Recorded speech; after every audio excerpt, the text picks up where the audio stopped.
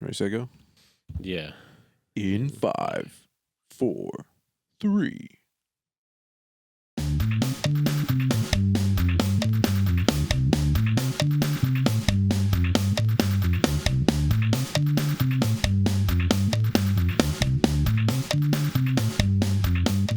Hey guys, how's it going? Nick Campbell here, and with me as always is David Steele. and we are Rhythm and Wit. Hey, Yes, this is Rhythm and Wit podcast, episode 49. This is a very special episode because it is our 2-year anniversary. Yeah. Congratulations, we did it. 2 years. We made it a lot further than most podcasts do. Yeah, for real. Yeah. Well, we did that after like a month. Yeah. Well, we're just overachievers at this point, man. No, this is a very special one because we started the show in September 2 years ago. It was the beginning of September, so this is a little bit past the 2-year mark, but it's very exciting for us to kind of have this episode. We're going to talk about some of our favorite interviews, some of the things we've learned, and Can I talk about something real quick first, though, that I want to say at the top? I want to do this without your knowledge. I wanted to say, man, I really appreciate you, Dave. Hell yeah, I've been holding it down. I had to take a little hiatus because of the kids' birthdays all land in September and August. And that's because the winters are cold. For real, there's so many August and September birthdays. Yeah. It's unreal. It's how people stay alive. But no, so we had birthdays and stuff, and it just got real busy, and so you were holding it down with all your stuff, but also because you take care of us at Put a Cork in It with Comedy on the Spot and taking pictures and stuff. So thanks, dude. Well, thanks, I for appreciate being a super cool guy.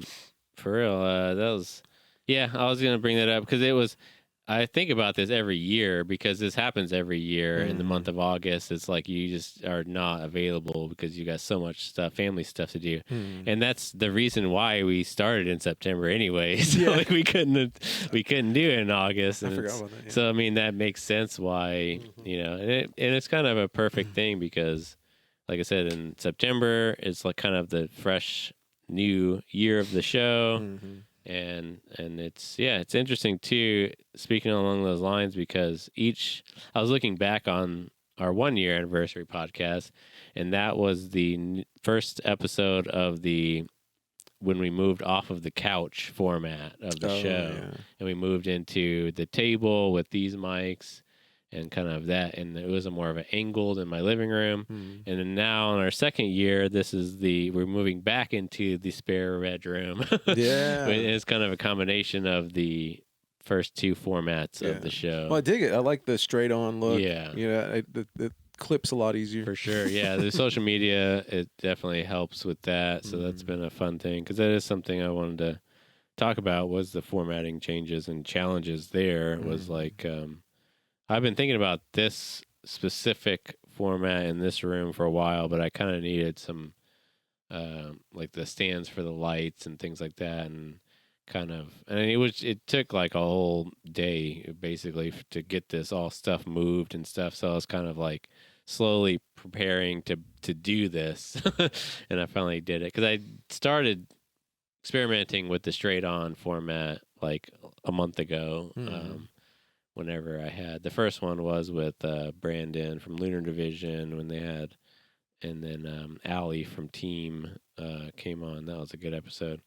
But so that worked out, and then I've been doing it like this ever since, and I think it works. And on the Cepeda one, it looks a lot. I don't know what it is, but the straight on shot feels more personal. Maybe I don't know what it is. It's just you can see people's faces because that's something I think a lot about. In general, right, is like with social media promotions, right?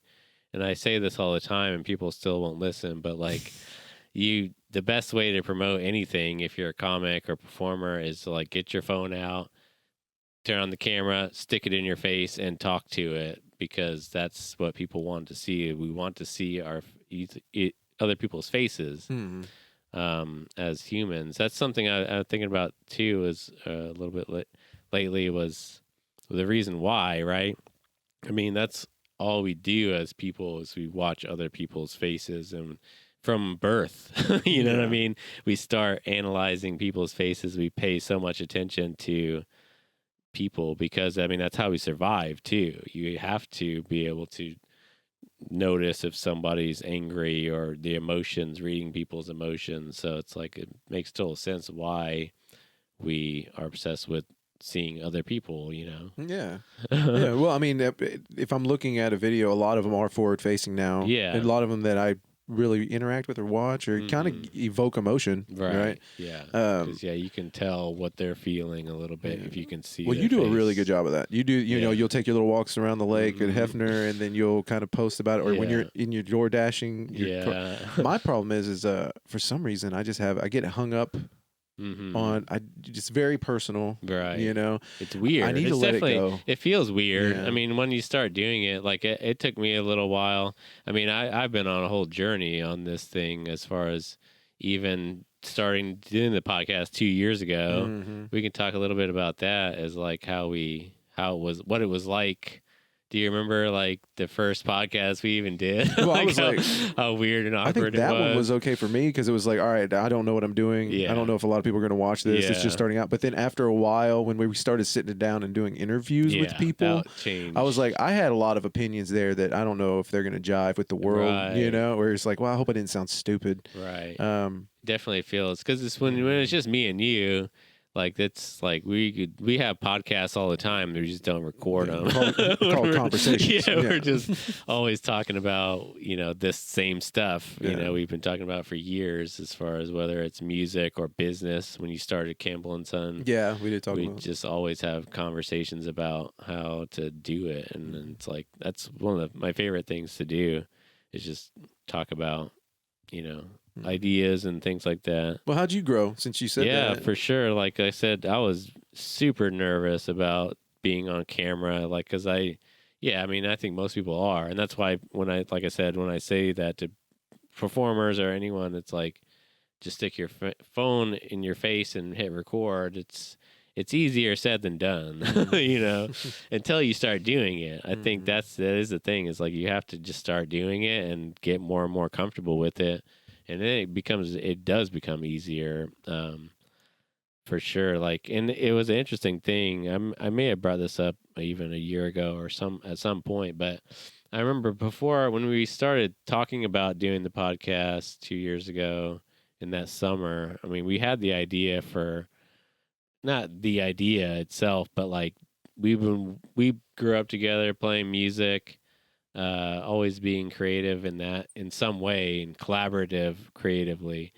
And so we had ideas of different things we wanted to try and work together again after a long time of you stepping out of the performance area.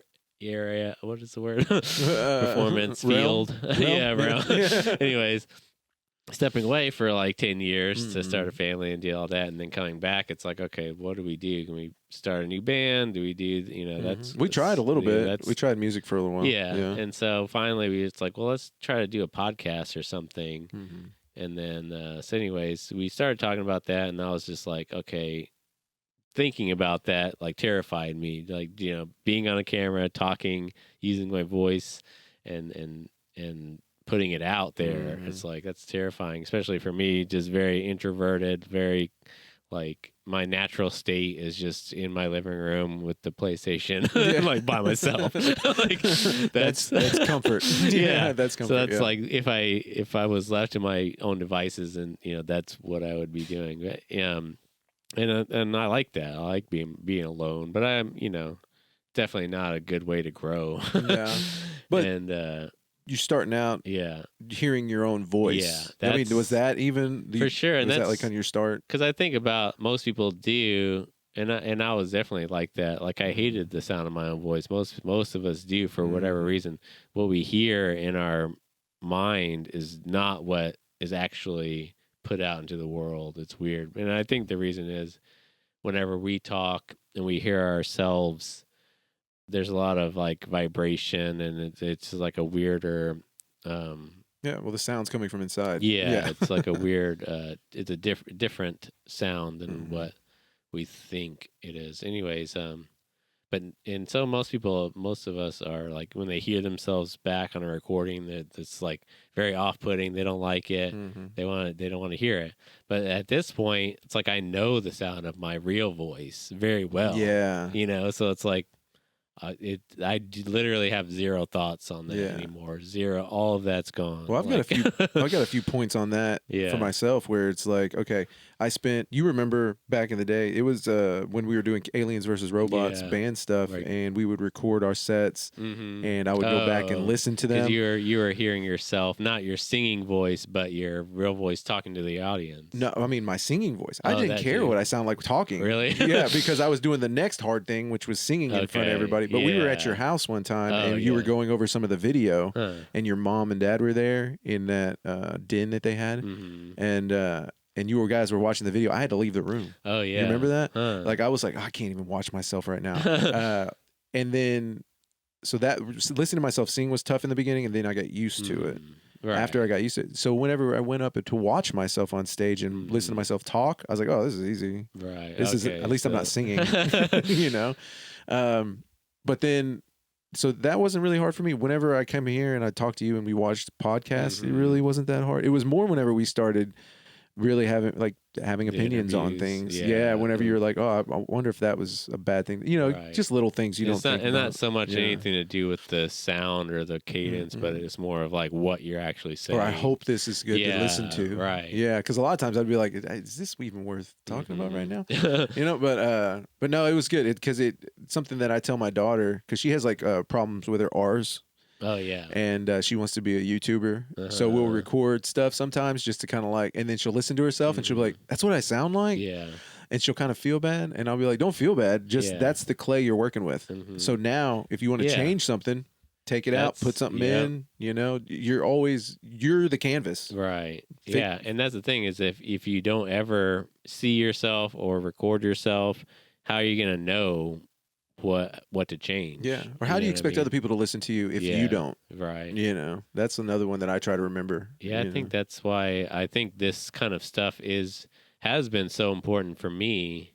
Well, real quick, I'll get back to that point, but I wanted to jump back to the beginning too, because one of the ways that I kind of started to overcome and start to get more comfortable being on camera was like, and like I never do like FaceTime calls. Do you do those? No. Like with I mean, so many people do that, right? Yeah. I avoid FaceTime. I don't know. I think it's just unnecessary. I mean, I don't know. Why do I need like, to see your face? It's such a weird thing, but some people do that. Do it a lot. But anyways, I never did that. But I started sending. I remember sending you like a video. It was like a video message, like on text or something like that. But I was just like practicing recording myself. And it was just like a dumb thought I had. It was like 30 seconds. But it was just like, okay, if I think one way to start practicing if you want to get into doing stuff like this is to like take a video of yourself, maybe just do a video of yourself and don't show it to anyone. Just start doing that. Look at yourself and delete it if you don't like it. You know what I mean? Like that's a good way to just feel what it's like to do it. And then, but my thing was like, okay, I did that. And then then I was like, okay, let me do that, but then send it to one person that you trust, you know what I mean? That you don't feel. And then I send it to everybody. Yeah. But like, so I think that's a good way to kind of get, and then it's like, I think I ended up doing a video. I did an announcement video of the podcast and I put it on Instagram. And that was like the first one I ever did. And that one, I remember watching that one because it showed up in my memories. Yeah. How's it feel? It looked good. Yeah. Like it looked the same as like I do them now. But I remember just the way I was speaking. I was like, man, that guy's trying way too hard. But you have to get through that. Yeah. Like that's the thing is you're watching it. And I firmly believe this. Like this is where I'm at with my just anything like that. You're gonna go wade through the crap. You got to. Right. How do you learn to draw if you don't doodle? You know. And so like you get through that, and then you kind of look back and you're like, oh my god, what happened? It's like, well, be happy that that David was doing a good job. And I don't think that there's anything wrong with it, but I mean, it was so funny to me to watch that. It was literally 2 years ago. Yeah. And like the kind of reels that I do now are just so much more natural and just, But you got to go through that. Yeah, and I think that only comes from practice. I mean, and doing it more and more. Like, and even going to more recently, whenever I started doing the kind of updates on Instagram where I put the phone on the mount in the car when I'm door dashing, I think that's a really good use of my time.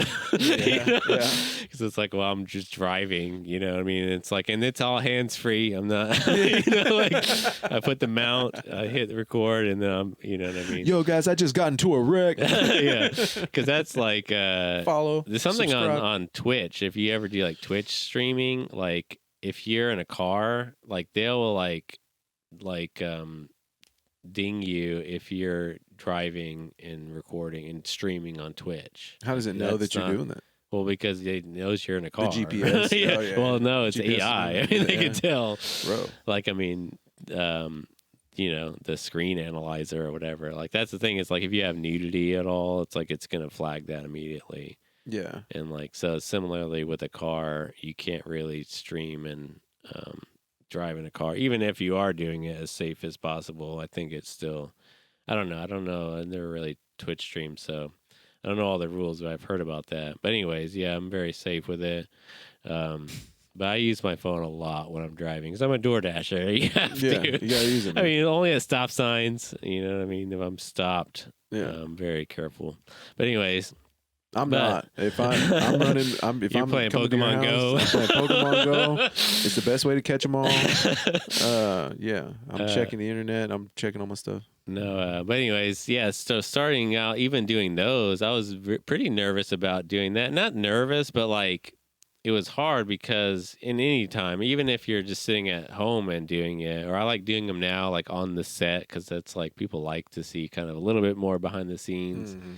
And then, so it's like I do that a lot. But, like, it's weird because, like, it's hard. You kind of have to do some preparation. I like it to be natural. You don't want to be, like, sitting here reading off of this and not looking at the camera, you know? Mm-hmm. So you have to kind of memorize a little bit about what you're, want to talk about. And you want to keep it concise, too. Mm-hmm. You don't, because I put out one that was, like, just over 3 minutes.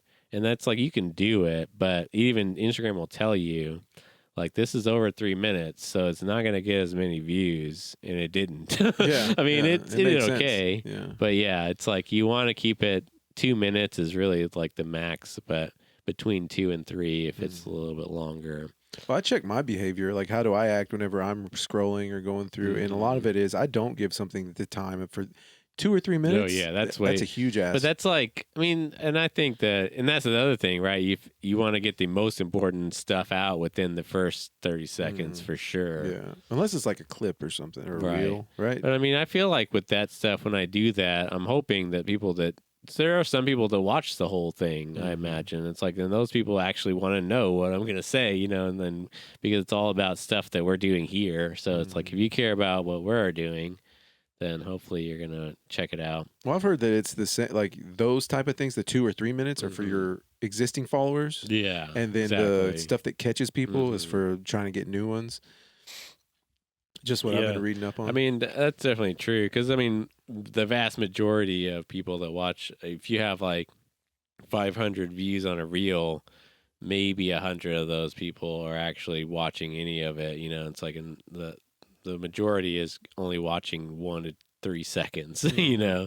But my thinking with that is like, if my face is on there and it's like, and if I got the tie on too, and it has our logo in the bottom, even if you see me for 1 second, that's, you're getting exposed. Oh yeah. They're still reminding me you exist. Yeah. It's like, and the more people see me or us that are doing this, and it's like they're going to start recognizing, oh, that's that podcaster in Oklahoma. Yeah. Well, here's something else I've been thinking about is podcasts, or not podcasts, content versus ads. Yeah. So there's this idea that they come to your, I mean, and I do it too. Mm-hmm. I come to a place, or I get or I come to a page or whatever profile, and I go, I know what to expect from this person. Mm-hmm. So there's a balance there. Okay, are they asking me to come do something, or are they giving me content or showing me something interesting? So what I noticed in mine is a lot of mine is asking, "Hey, come to a show. Hey, here's a show that you could come see. Here's," and then I might give them a bit.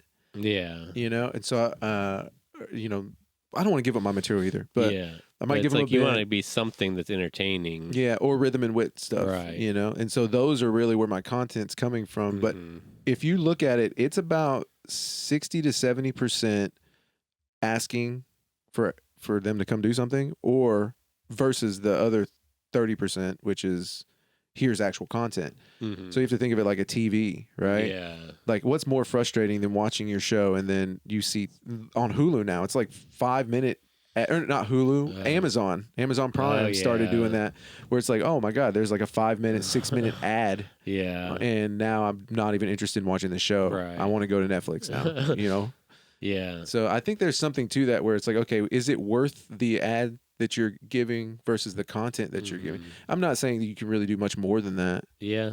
I mean, I think my thoughts on that is kind of, if I wasn't trying to get people to come to the channel, I wouldn't be on Instagram at all. Yeah. Like, Same. that's the reason why I'm there to interact. I want to see other people's stuff.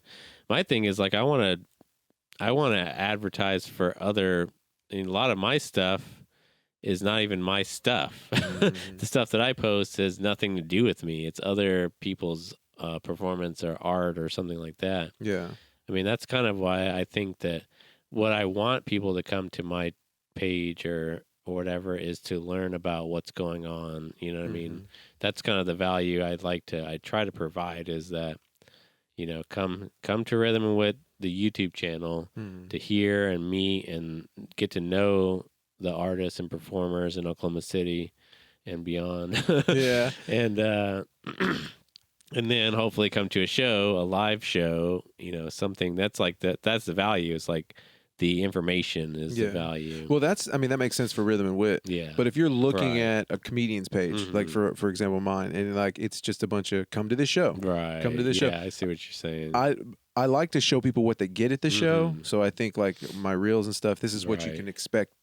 That's why I the think amount of fun you can have. I mean, I think that, and a lot of comics too could do this. I mean, because you have that conundrum, right? You don't want to put your show on the internet because you want them to come to the actual show. So, but I think what you should do is create a new show for the internet, that's like, and I think that a lot of people do this, like on TikTok or whatever. It's like you start creating content specifically for the internet, not using your material. Yeah. It's like whatever idea. Because I've had this idea for a while, all year since I started door dashing, and I kind of want to do it eventually, or at least try it, is to do a show that's like, or it could be like even on Instagram, like just in small short clips, but it's like a show, but it's like a door dasher, but it's like cops. But it's just mostly just me talking and, driving, and like, it's just whatever. And I'm like, oh, I got a new delivery. And then, I don't know, just try to make it entertaining some way. Yeah, dude. Well, I mean, think about how many door dashers are out there, or people that get door dash. That it would be, I think it could find an audience for sure. I like that, dude. I've been thinking about doing the same thing, but with construction. I mean, obviously, it's our little corner of the world. I think that's what you're really doing, is you're highlighting and giving perspective to a little corner of your world. And you're going, hey, guys, look at the information I'm bringing you. Just another look into something where they might not.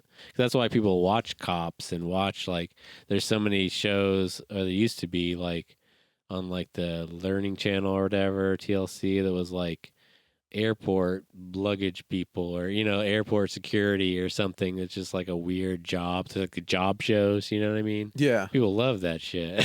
Like, and I think it's just because, okay, we're learning what it's like to do this job, like dirty jobs or whatever it was. Like, it's just an interesting, different look behind something that you probably will never do. Never would have seen if somebody didn't come through. I think that's also what we do. Obviously, with Rhythm and Wit, we go around and highlight. I think Rhythm and Wit brings a different value, like you're saying.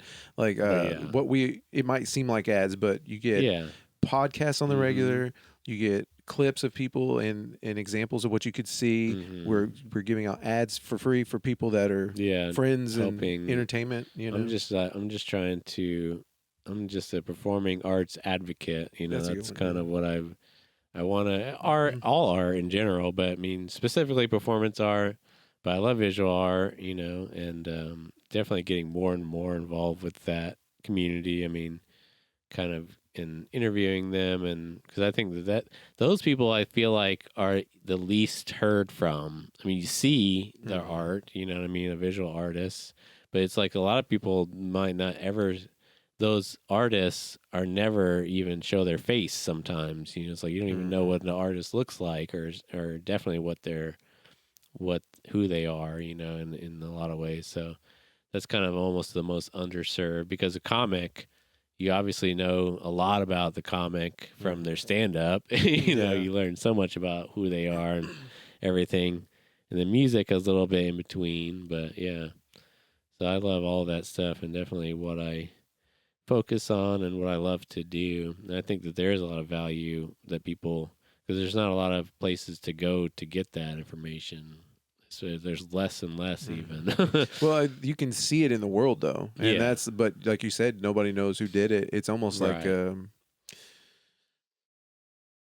cairn or something, where it's like everybody puts their rock on it and then you just walk by. I mean, kids will see it and they'll have an interest and it'll evoke emotion, and but you'll never know who did it, So that's what I like about the plaza, in that little back alley with all the the plaza walls. Yeah, that's coming up. They do like an event. Well, it's with the Plaza Festival, but it's called Plaza Walls. But they've been doing it 10 years, I think, and they change it up every year or so. Yeah. We are now taking donations to help support Rhythm and Wit. It's called buymeacoffee.com/rhythm and wit. And that is where you can go and just donate any amount. I think that what they do is, it's called Buy Me a Coffee. You can buy us 1 cup of coffee. Costs $5, so you can just donate $5, and that will maybe buy one of us a coffee. Yeah, so we'll sip on it together. We'll split it. So you can do that, or you can buy us 10 cups of coffee if you wanted to. So I mean, that's like a $50 donation, and then that's all goes there. You can leave us a message on there, and if you do leave us a message, we will certainly read it on the air, and thank you for your support. And any of the money that we take from Buy Me a Coffee, or any donations at all, we are going to use to put back in the show, whether it's buying new equipment, maybe some mics or cameras or lights or anything like that, or maybe even promoting and just trying to grow the audience, because that's something that I'd like to get into, is buying some ads and things like that to try to grow our audience that way. Absolutely. And of course that costs money, so we would love it if you could support us. If you have the means, please go to buymeacoffee.com/rhythm and Rhythm and Wit. So let's see. We can kind of get in. I wanted to do a little bit more catch up. In the past year, one thing I wanted to bring up a year ago was whenever you kind of took the lead on this show, the Rhythm and Wit podcast, and kind of started doing the main booking and bringing people in, and kind of hosting, as it were. So what's that been like for you, as far as kind of switching chairs, at least for that show? Because I started my own show almost about a year ago too, was Creative Inclinations, where it's just my one-on-one. I've had 1-on-2. You started with Barclay? Yeah, Barclay was the first, my first guest, and I thought she was a perfect guest because it was low key. I feel like it was just not anyone, because that was my first solo podcast, really. I mean, I think I did a couple whenever you were unavailable, because me and Dante Frame did an episode. I just remember that. And Kenna Attaway. There was a couple that I did on my own, and that was on the first format in the first year. But in the old days. So yeah, but it was weird to. I felt a little bit uncomfortable, so it definitely had Barclay just to kind of chat with, and that was a great episode. check it out. Yeah, check Episode 1 of Creative Inclinations. But anyways, so yeah, and then you're kind of, this was supposed to, my idea was like, your show is the Rhythm Wit podcast, and mine is Creative Inclination. Well, I like that. One, luckily, I got more busy and more successful in comedy, so I had more shows, so I wasn't able to keep up with and it kind of balanced out, right? But then, I mean, I really think you kind of took the reins on Rhythm and Wit more, and then I just took this over so you could do more. Yeah. You know? Right. But yeah, for me, when we kind of started doing that, I started looking at, I love doing it first off. I love having conversations with people. So I was going to do this anyways. Yeah. And then with the inviting people out, having the conversations, it pairs so well with doing comedy because what are you doing on stage other than talking to people, having a conversation, and then you take it, and we get to really, I don't know these people. I work with them all the time, you know, but that like that conversation with Cody, we had this conversation earlier, but he was like, oh, this might be the smartest man I know. Yeah. You know, Cody Troutman. Yeah, and you wouldn't, I mean, he comes off as intelligent. I mean, he's not like, but he's very silly and very goofy. Yeah. Maybe if you just saw him for the first time ever, you're like, this guy's a clown, you know what I mean? But no, I mean, he acts like that. He's, you know, and I think that's what he puts out for the entertainment part, but it's like, well, he's a well orchestrated. There's a lot of stuff going on up there that you don't realize. Yeah, well, he's very, very smart, and that's one of the things that I really love doing. When we did the Copper Valhalla, same thing with them. I never really get to sit down with these people and talk to them and get their opinions. And you know, before the shows, I have to spend time thinking about what I'm going to ask, writing about them, and then I bring these questions because there's a lot of research that goes into it a little bit beforehand, because you want to know what the interesting things are to bring up to people. And you just want the ideas within reach, right? You know, a lot of times it's like when we first started versus now is I would go, oh man, I meant to ask him that question, you know, and I was just thinking about it, or I would write it down, and then now I take so many notes that especially for this one, I mean, I do them for and I like doing it. You know? How do you approach that? Like, what do you do whenever say you have a new guest coming on? Like, what are the steps as far as planning out the episode for you? Well, first I get a piece of their hair, and then I make a voodoo doll. Yeah. It starts with a small seance, a few crystals, do the sage, and then what I normally do is I'll write their name in, you know, I'll do the mind map. Yeah. I'll write their name in the middle. And then I'll just go off of, and a lot of times I have conversations with people and learn about them a little bit beforehand. Right. And so I'll just go, hey, you got this pod, you know, what are you feeling about it? What do you got coming up? What's cool? And then I'll go off of that. Then I'll go on their Facebook page or Instagram page, see what's available. So with the mind map, you're saying, because we've talked about this before, but people don't know, like, you put their name in the middle of a blank piece of paper, you write someone's name, and then say Cody Troutman, you put his name there, and then you're like, okay, what do I know about Cody Troutman? He has a podcast, and then you draw a line, Cody Trout Pod, now called Comedic Confessions. That's right, dude. Change that up. Anyways, got a show coming up, 19th. New, which I like. I like the new format of the show. It's a good idea. It's fresh. Yeah, I love that. But but I love his podcast anyway. He's a great podcaster. So yeah, you have a podcaster, you have comic, you have golfer, you know what I mean, have all these things. But then you start branching out. So you have the podcast and you branch out from there. Yeah. But also see how they relate. So if he's a comic, what skills took him being a comic that he could borrow from golfing, and then you know, who they are as a person, challenges, stuff like that. What challenges did you find? So little interesting pieces, because like your history puts you in a great position to be a promoter and marketer, and I know that that's what I'm interested in. Or with Ren Q Daw, like they had that Here to Pee tour, which was very impressive to me. That you take someone who's been doing it for I think 3 to 4 years, and they just go, okay, I'm going to book these, and slowly over time you just book them, and then. So when we did that interview, I was like, okay, let me ask every producing question that I would have about this. You know, where's our common ground too? There's another thing. But then I'll just write to each item as I go. So whatever I feel is interesting, then I'll free write to that, and then I'll just pick questions out. That's good. So it's real. It's like a lot of writing, but it feels. But it's fun. You sit down. How long do you think you spend on that? I'm just curious, personally. Man, if I'm in a groove, okay, like I don't treat it like it's just something I'm doing. Like, I have to do this. Yeah. Like I'll sit down. Too. I'll sit down with a cup of coffee. Usually the day of, the day before in the morning. I'll sit. I get up around 5:30 or 6, no matter what.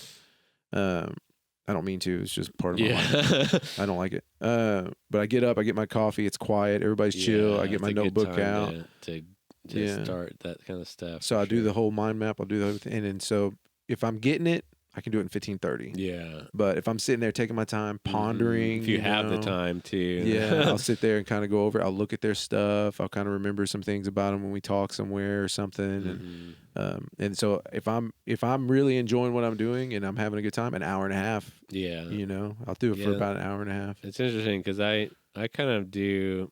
No, I don't do the mind map necessarily. I kind of like, I don't know. I probably should try that at least just to see if it helps. But I feel like it's not, I don't think it's a waste of time, but I feel like I can skip that step in a lot of ways because I don't know. Maybe it's just the way my mind works. But what I do is I mean, I've said this before too, but for whatever reason, I hate doing that stuff at home. I don't know. It's like I need to go somewhere, and the best place I've found that I really love to go is to the mall, Penn Square. Nice. And I go and sit in the food court, and it'll be like, and I do it like the same day too. Sometimes I'll do it the day before, but usually I just don't have time. I'm just trying to fit everything. My schedule is so jam-packed usually. So it's like, but usually if I'm doing a Monday podcast, I usually do mine on Monday evenings, like ideally, or afternoon. So, but yeah, so I'll go in the afternoon that same day and go to the mall. But I think there's something about, for the reason why I think I like going to the mall is something about the energy of the people that are just around. I don't know. It's like helps me focus in some way. See, I'm the opposite. Yeah, I mean that's the thing is like I've talked to other people about this too, and it's like a lot of people, if you're a writer or somebody, it's like you might need complete silence. You know what I mean? And just like alone and just be like, just to and everybody's different. So yeah, I like to go to the mall. But the interesting thing about it too is like I have my headphones in too. It's not like you still hear the energy, you hear the people, and you get something there. And I always get like a cup of coffee. There's like the gelato place there that has like espresso and stuff there too. So I'll go there and get a cup of coffee and sit down and just start. I'll have like their Instagram or their website pulled up and start going through it. Because what I like to start with is like, how do they present themselves? I like that. It's like how do they identify? And usually on their Instagram handle, it has like, if you go to someone's profile, it has like their name, profile picture, and then it has like a few words of like who this person is, artist, filmmaker, whatever it is. And so I take those and I just start there, and I write that down, write their name, who they are, kind of who they identify as, and then I kind of like go through there, and it's like, okay, well, let's break all these things down, and then I kind of section that out. And then another thing, I love it when people have websites, because a lot of people have an About Me page. And it kind of tells a lot of the story there that I'll pull from. It's like, oh, they're this so-and-so, they grew up here, now they live in Oklahoma. It's like, bam, I already have, a certain, I'm going to ask them. Because I like asking people, where'd you grow up? Are you from here? So that's an interesting thing for me is I like going back to the beginning. It's like, where did your parents conceive you? Like what concert was it? What song was playing? What TV show was on? Netflix and chill back in the Hell yeah, dude. No, so mine was Breakfast Club. There was something about but for me it's like, because as kids, I feel like there's always a moment as a child when it's like you see something on TV, or it's like, oh, I want to be that. It's like that's the kind of question I'm trying to get to. And I don't know, there's something there with just going back to the beginning, and it helps tell the story too of like this person, because that's, I think, in my podcast, that's what I try to focus on. It's like telling this person's story or presenting it in some way, you know. Well, do you have one of those? For what? Like, what was your beginning? What was your? Is it impetus? What? What's the word? Impetus? I don't know. I've never heard that. Did I just make up a word? What was your start? You can do that. You can just make stuff up. Yeah, dude. That's how all words are made up, actually. Yeah. They used to be grunts. Oh, yeah. Yeah. No, I don't know specifically. For music, it's interesting because I didn't really ever think until I got when I was like 18. That's like way too late. You know what I mean? Yeah. I got my bass, and you were the one that always wanted to play music. And I was begging everybody to get instruments. So it's like I didn't never really have that passion to be a performer necessarily. But you liked film. Yeah, that's what I think about, because I had thought about this recently, and I think I brought this up before on a podcast, but like I remember my dad had a old school video camera with the tapes, and you had to carry it on your shoulder. Yeah. And we had so many home movies from when I was like a baby, literally. Like it's like my brother, mostly of my brothers and sisters who were like maybe 10 years old, and I'm like, you know, little baby, you know, and I'm in some of the, so literally my entire life I've already been on film and didn't really realize it. And like, you know, in some way. And so it's like, but that's what I think about is like one of the reasons why I'm so obsessed with video is because it's always been a part of my life. Like a video camera has been in my house literally every day of my life, probably, you know. And I never thought about that until recently.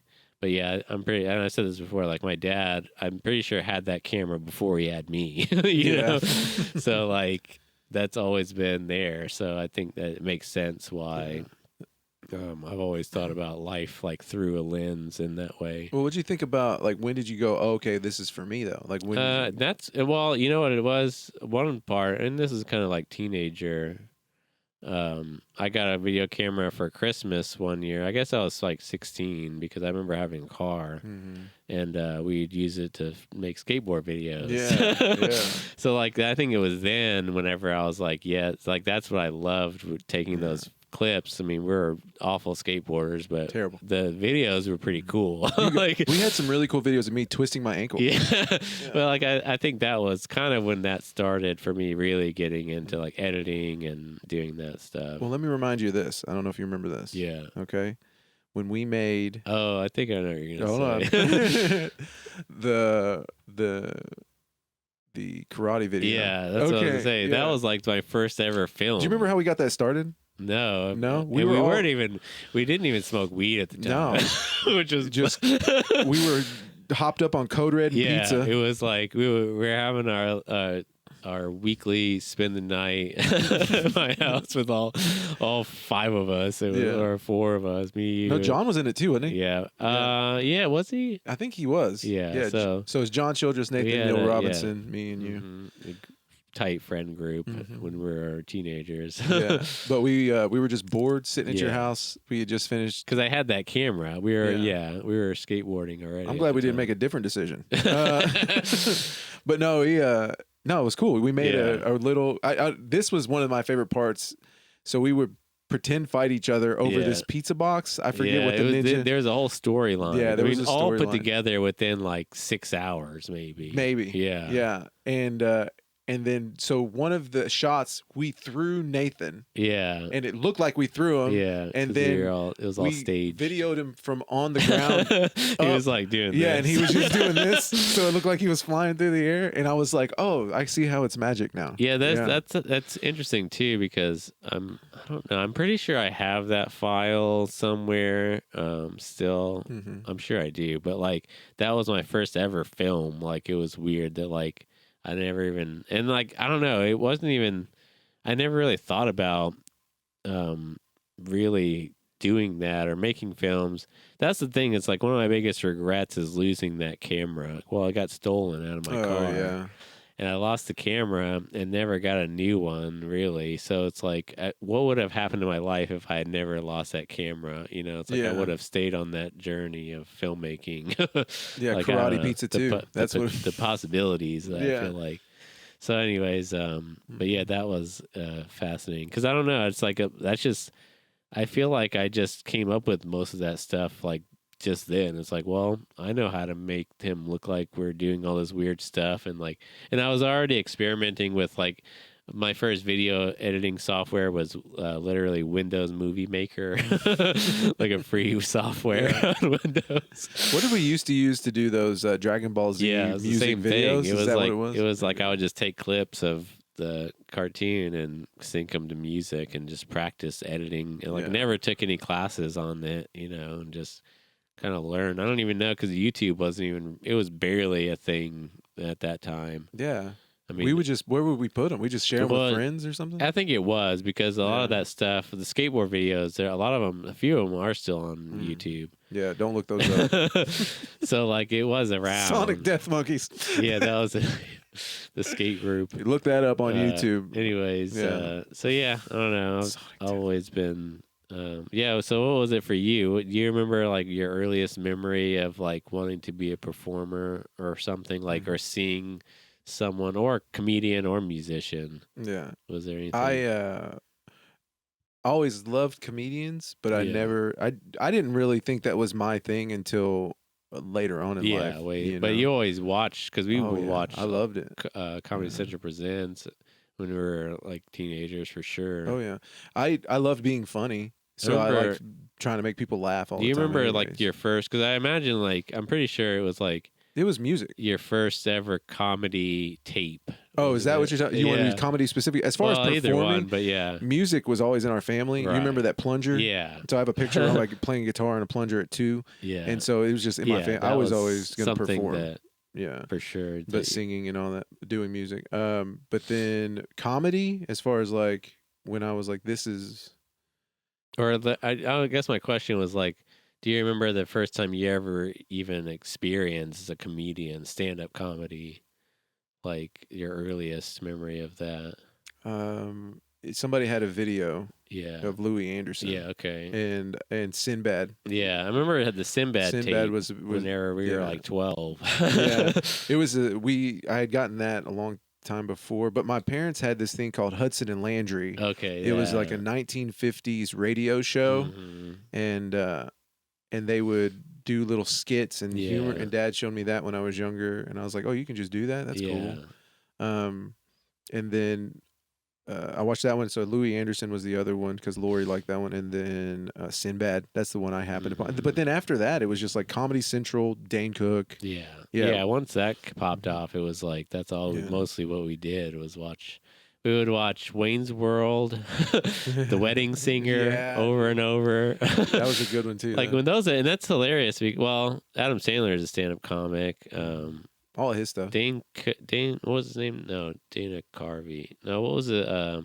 Mike Myers. Yeah. Is he a stand-up or was he? I don't think he may have messed around with it, but he was mostly improv. Acting. Acting. But anyways, sketch comedy. It's SNL stuff, which is very sketch comedy.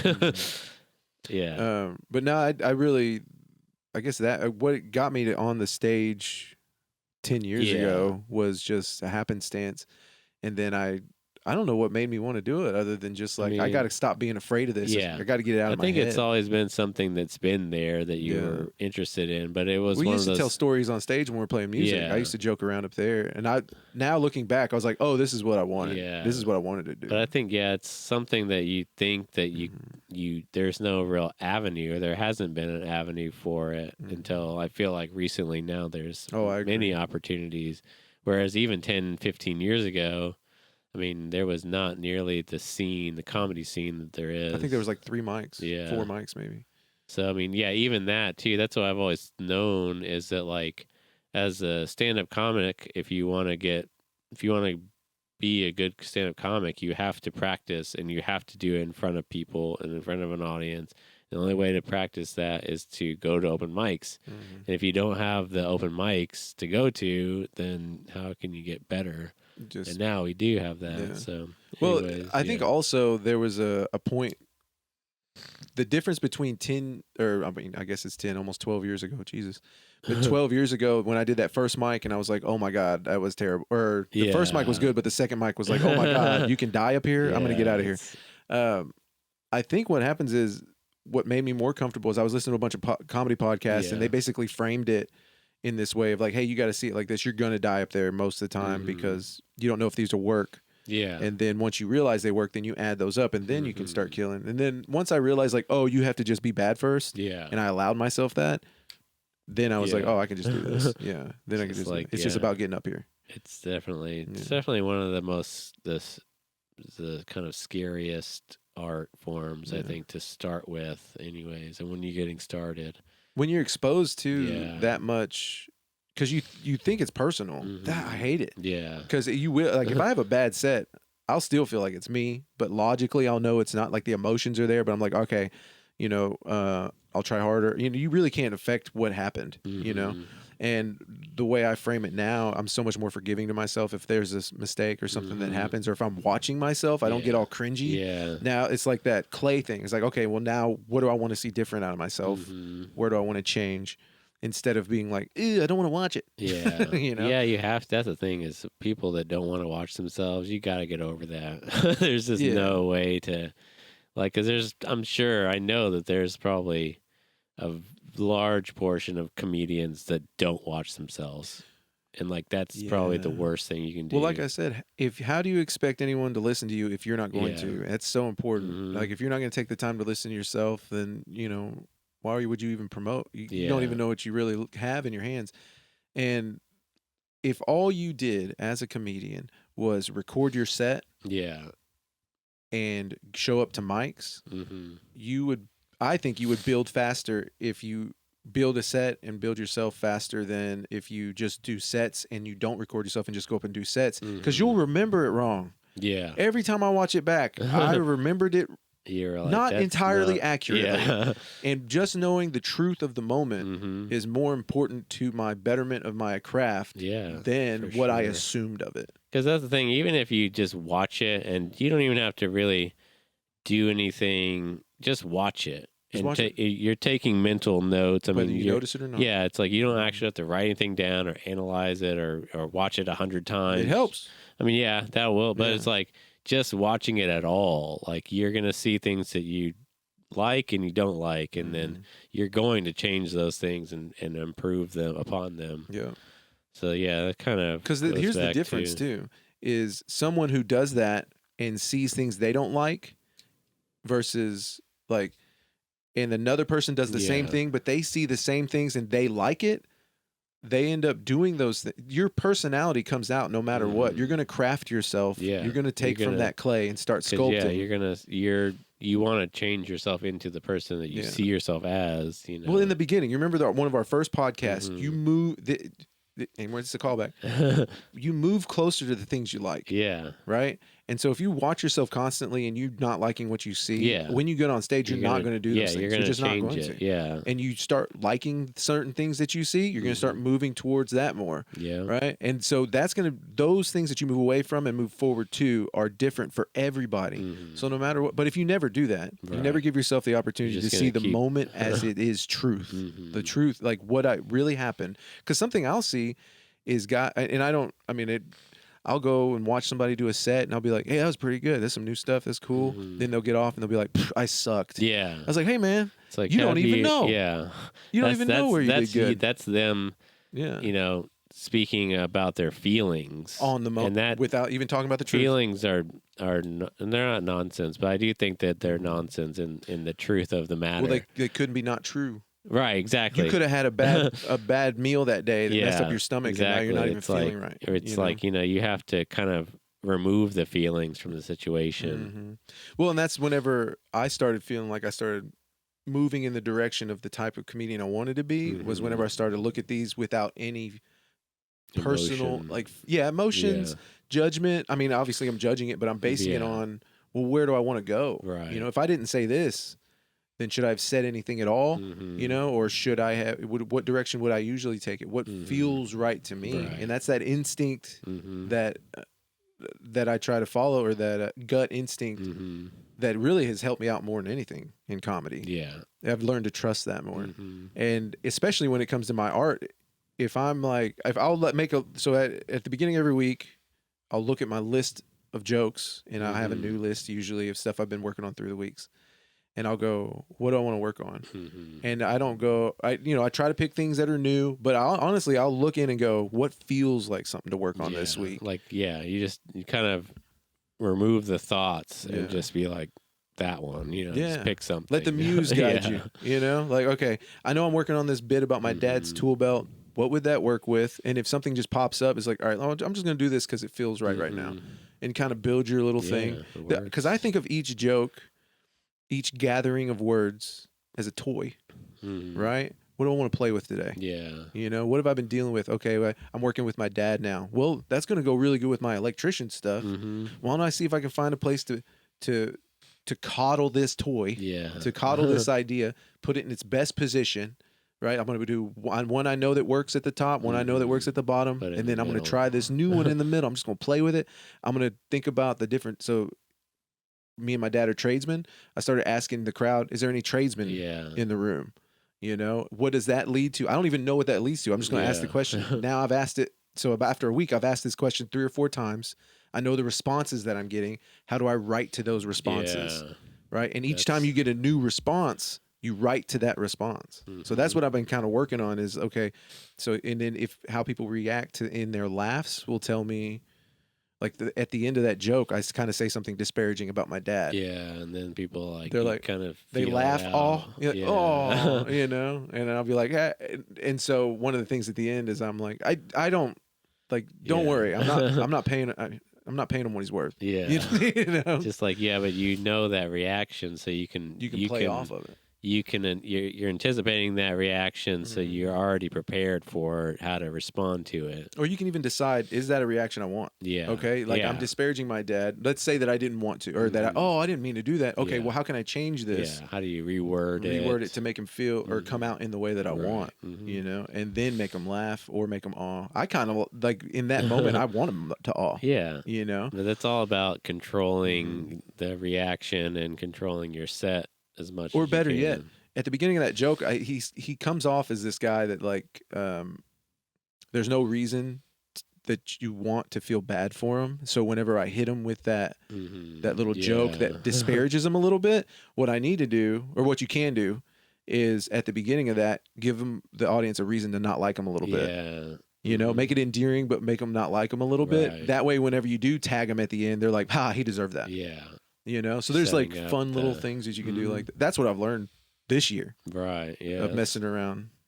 That's awesome. Speaking of, a very recent kind of update. We talked a little bit about this on the last podcast with Cepeda, but you recently got, I guess, promoted at Bricktown to get MC on the weekends, or get on the list to MC weekend shows. Super exciting. So, I wanted to just talk about that a little bit because, it's very exciting. It's something you've been working towards for a long time. And one of the reasons why, because it's like, why going to that Bricktown mic is so important, like on a regular basis, and finally getting that opportunity to move up. Yeah. So what are you feeling now? It's been a couple weeks. Well, I mean, I'm feeling better than everyone else, which I think that's a part of it. Yeah. No. No, but it's exciting, and it's something that I think you've earned too, because it's been 3 years, right? You've been doing it 3 years. The goal was, okay, I want to be, I mean, it's a very easily, like, I'm going to shoot for that. I'm going to go be a host. Having a goal set. Yeah. A weekend host for Bricktown. And so that's always been around it. And then like getting there was, all right, well, I got to make a show, and I got to get more stage time, and I got to write more jokes, and I got to get better being on stage. I got to get comfortable. But now we're at this point where I've reached it. Yeah. And I've asked myself, well, where do I go now? What's the new goal? Yeah. What's the plan? And I don't really want for shows. I can either make them myself, or I can reach out to somebody and get one. Genuinely, one of my biggest difficulties is time. Like I don't have the time to do everything I want, which is a great problem to have, to be honest with you. But the goal now really is to simmer and build my craft. Yeah. And keep then working there. Yeah. I started working on my EPK now to update it to kind of, in case I do want to get out there. If I didn't have a family, and I love them, but if I didn't have a family, I literally would be booking weekends. Yeah, like I would be booking all the weekends now, like as much as possible. Like as far as like every, probably Thursday, Friday, Saturday, Sunday. Oh yeah, why wouldn't week. you? Yeah. I would do it. I would do it Thursday, Friday, Saturday, Sunday. I would work as a contractor throughout 12 hours throughout the week for 3 days. That would cover my costs easily. Yeah. And then I would move on and try to just go to town. Yeah, I think that's the only issue with that is, I mean, obviously you could still get even to that point eventually, but it's just going to take longer, which I'm fine with because now I can simmer. Now I can sit here and just like work on my craft, build my foundation. I'm still reaching out to places. I'm just not, I'm reaching out to clubs and whatnot. Right. But yeah. But I mean, trying to get club work is where the next piece of the puzzle is.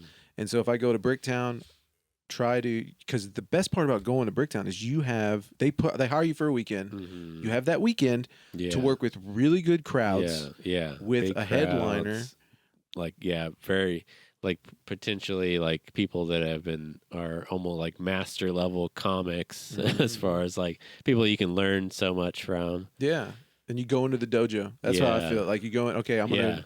It's like a new master comes to like teach or in a way. You're just going to kind of watch them and see what you can do around it, That's probably the most exciting thing when I think about that is like getting to work with the big names, getting to know them even, and then it's like you establish a relationship with that person. So it's like hopefully if you become friends with a big name, bam, like that's opening so many opportunities in the future, Oh yeah.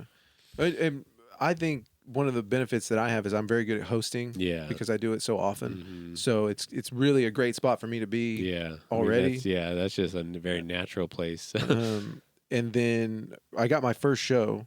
It's November 5th. Nice. With Mike Goodwin. Okay. And me and Dad we sat down and kind of watched some of his stuff. Yeah. Instead of working. We were on the job. You're on break. But we were sitting there working, and I was like, "Hey, here's the guy." And so we watched about 20 minutes of his dry bar or whatever. Yeah. And I was like, "Oh man, this is cool." Yeah. But so now I'm like, I can watch everybody that I go work with. Yeah, you can kind of get prepared for and knowing. I don't want it to be creepy though. Right. I don't know how much. But you're preparing because you're gonna know a little bit about what they're gonna bring, so you can kind of tailor your stuff around it a little bit. Even my introductions. Yeah. Really get into knowing them. Because that's a big thing. I'm sure that a lot of MCs probably don't do that, or maybe they do, or, probably. But I think about you specifically is like you do really care about putting in that work, putting in that extra prep time, and that's going to go a long way. Well, I mean, look at. My thought was like, okay, if I have a show, I'm just gonna treat it like this. Yeah. I'm gonna do a mind map. I'm gonna watch their stuff. I'm gonna kind of, and then maybe go in there equipped with the ability to riff on who the person is. Yeah. And because what I like to do whenever I bring up and introduce people is I want to see them feel good before they hit my stage. So my thoughts are, I'm a host. I'm introducing my friends to this really cool person. All right, my audience to this really cool person. And so the idea is like, I want them to be excited about meeting this person. What do I know about this person? Like how can you hype them up? And it's like, this guy's done this. And this has a dry bar. Put your hands together, for our shows. Yeah. And I'm sure whenever I get there, he's going to give me something like, hey, or I'll ask for his credits or what do you want me to say? But, I want to keep that spirit of bringing them up and making them feel proud of themselves when they get up there. The one thing is if you meet them for the first time, they give you their credits and you already know all those credits, it's like that's already going to help.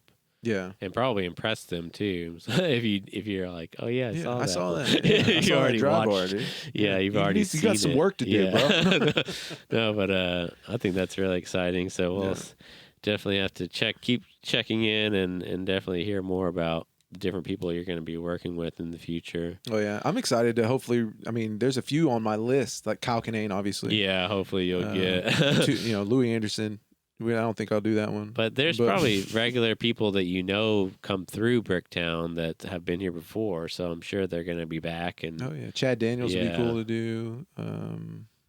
So yeah, there's a bunch of good ones. Fun. Yeah, but I'm not gonna complain. I mean, I'll do whichever one you give me, dude. Whatever you. Well, what also changes now is that now that I'm potentially hosting on weekends, and I could get more, now we have to start using someone else to host for. Oh yeah, put a cork in that it kind of on occasion, depending on what we run into. Yeah, that's good because I mean now you do have that network of people like Liz, of course, your wife, and Cody Troutman, Leo, Michael Dunn. Yeah. Leo's taking a step. Oh, I hope I didn't say anything. Anyways, but maybe Leo, and then maybe Ben. Just a few people. Whoever, but you got some options that people that you can trust to help. And we've built it in the scene. You got who was it? Will Burnson, Will Davis. Yeah, Will Davis is one of my favorite ones. Oh yeah, of course. So yeah, that's gonna be fun to see, and just keep evolving our network even and kind of helping because that's obviously giving them opportunities too. It's like you got a new opportunity, so that opens that slot up for someone else to do your old job a little bit. Yeah.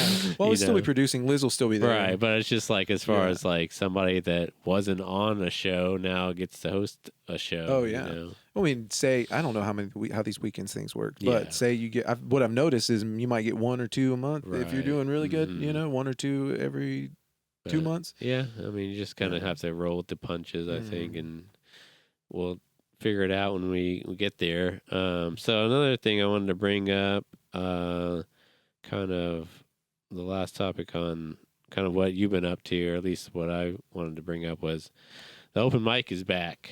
Put a cork in it. I forgot about that. Yeah. To put a cork in it.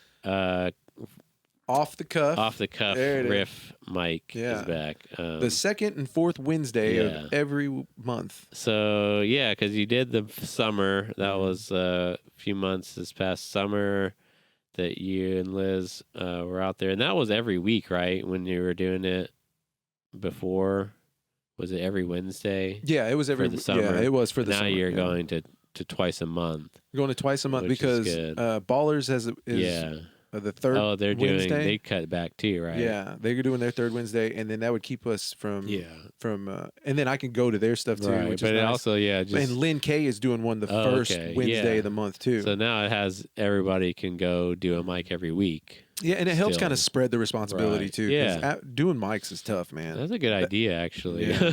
Did y'all plan that, or you probably planned around them? Well, as soon as he said he was switching to the every third, I was like, oh hell yeah, I can go to that one. Yeah. And then I was like, well, I'll just do the second and the fourth because that works for me because the second and the fourth is when we have our shows, and that keeps me warm. Yeah. Right. Yeah. And then on the fourth Wednesday, I'm gonna start picking.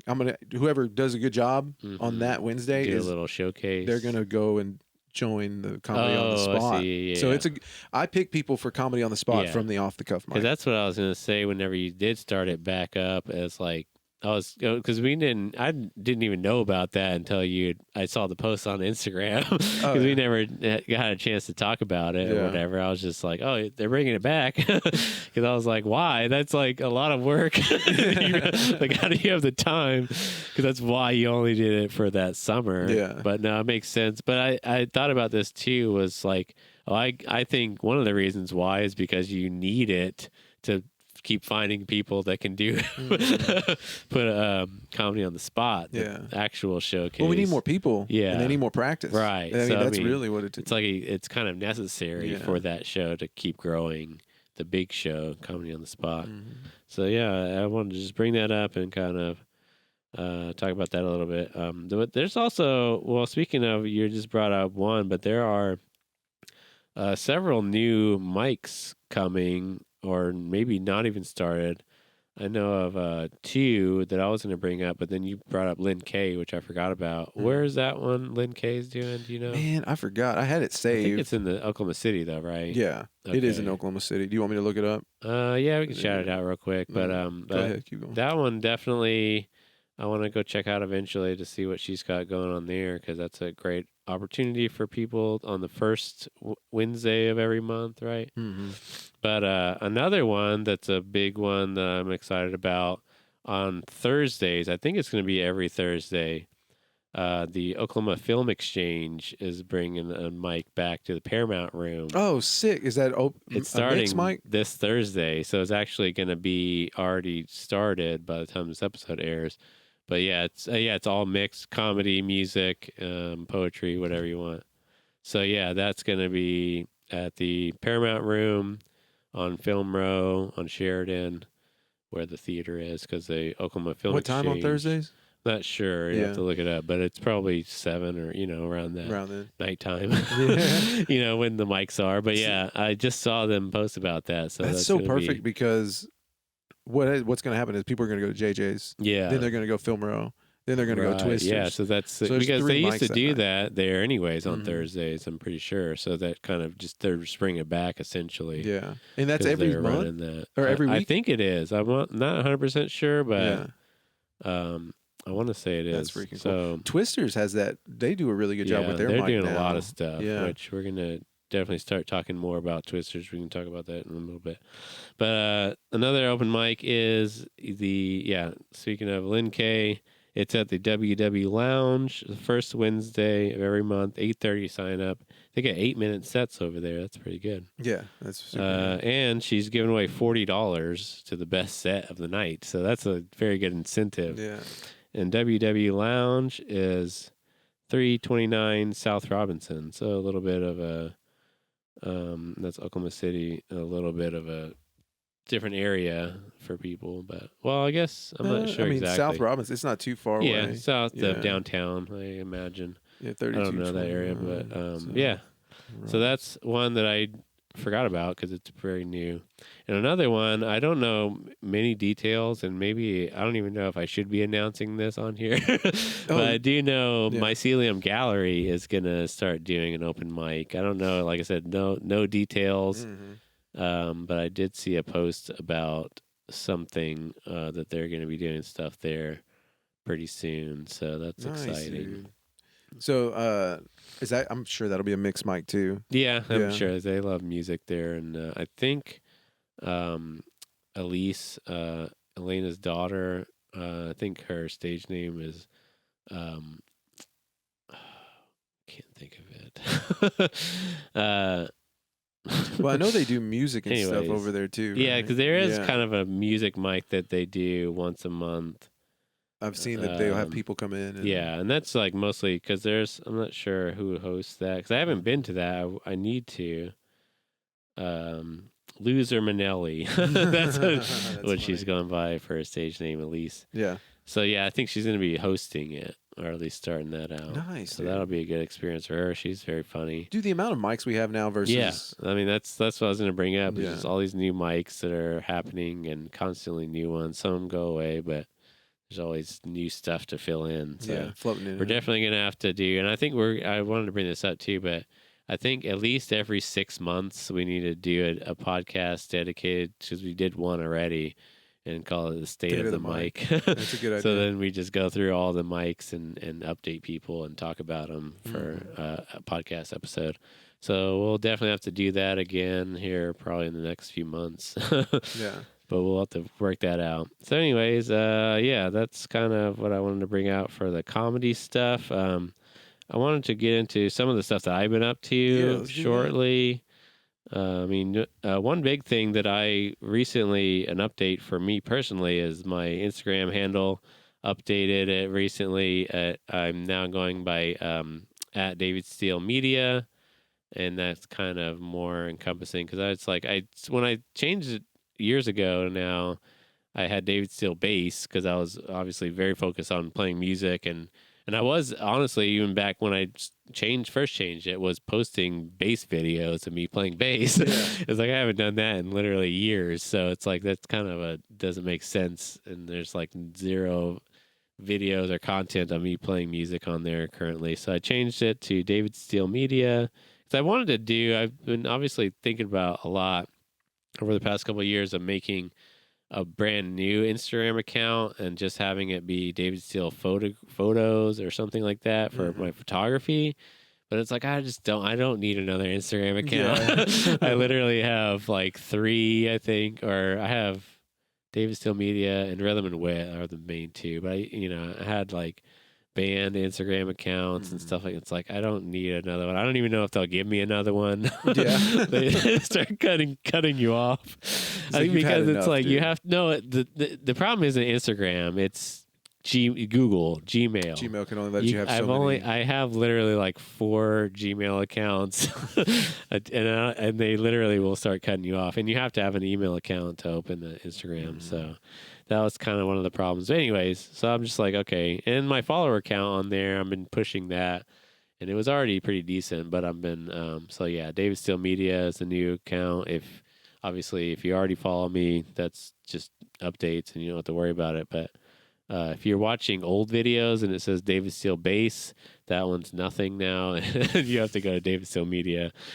So anyways, that's a big update. And yeah, it was exciting. I have a new logo that's not really anywhere, but I'm starting to put it on my photos.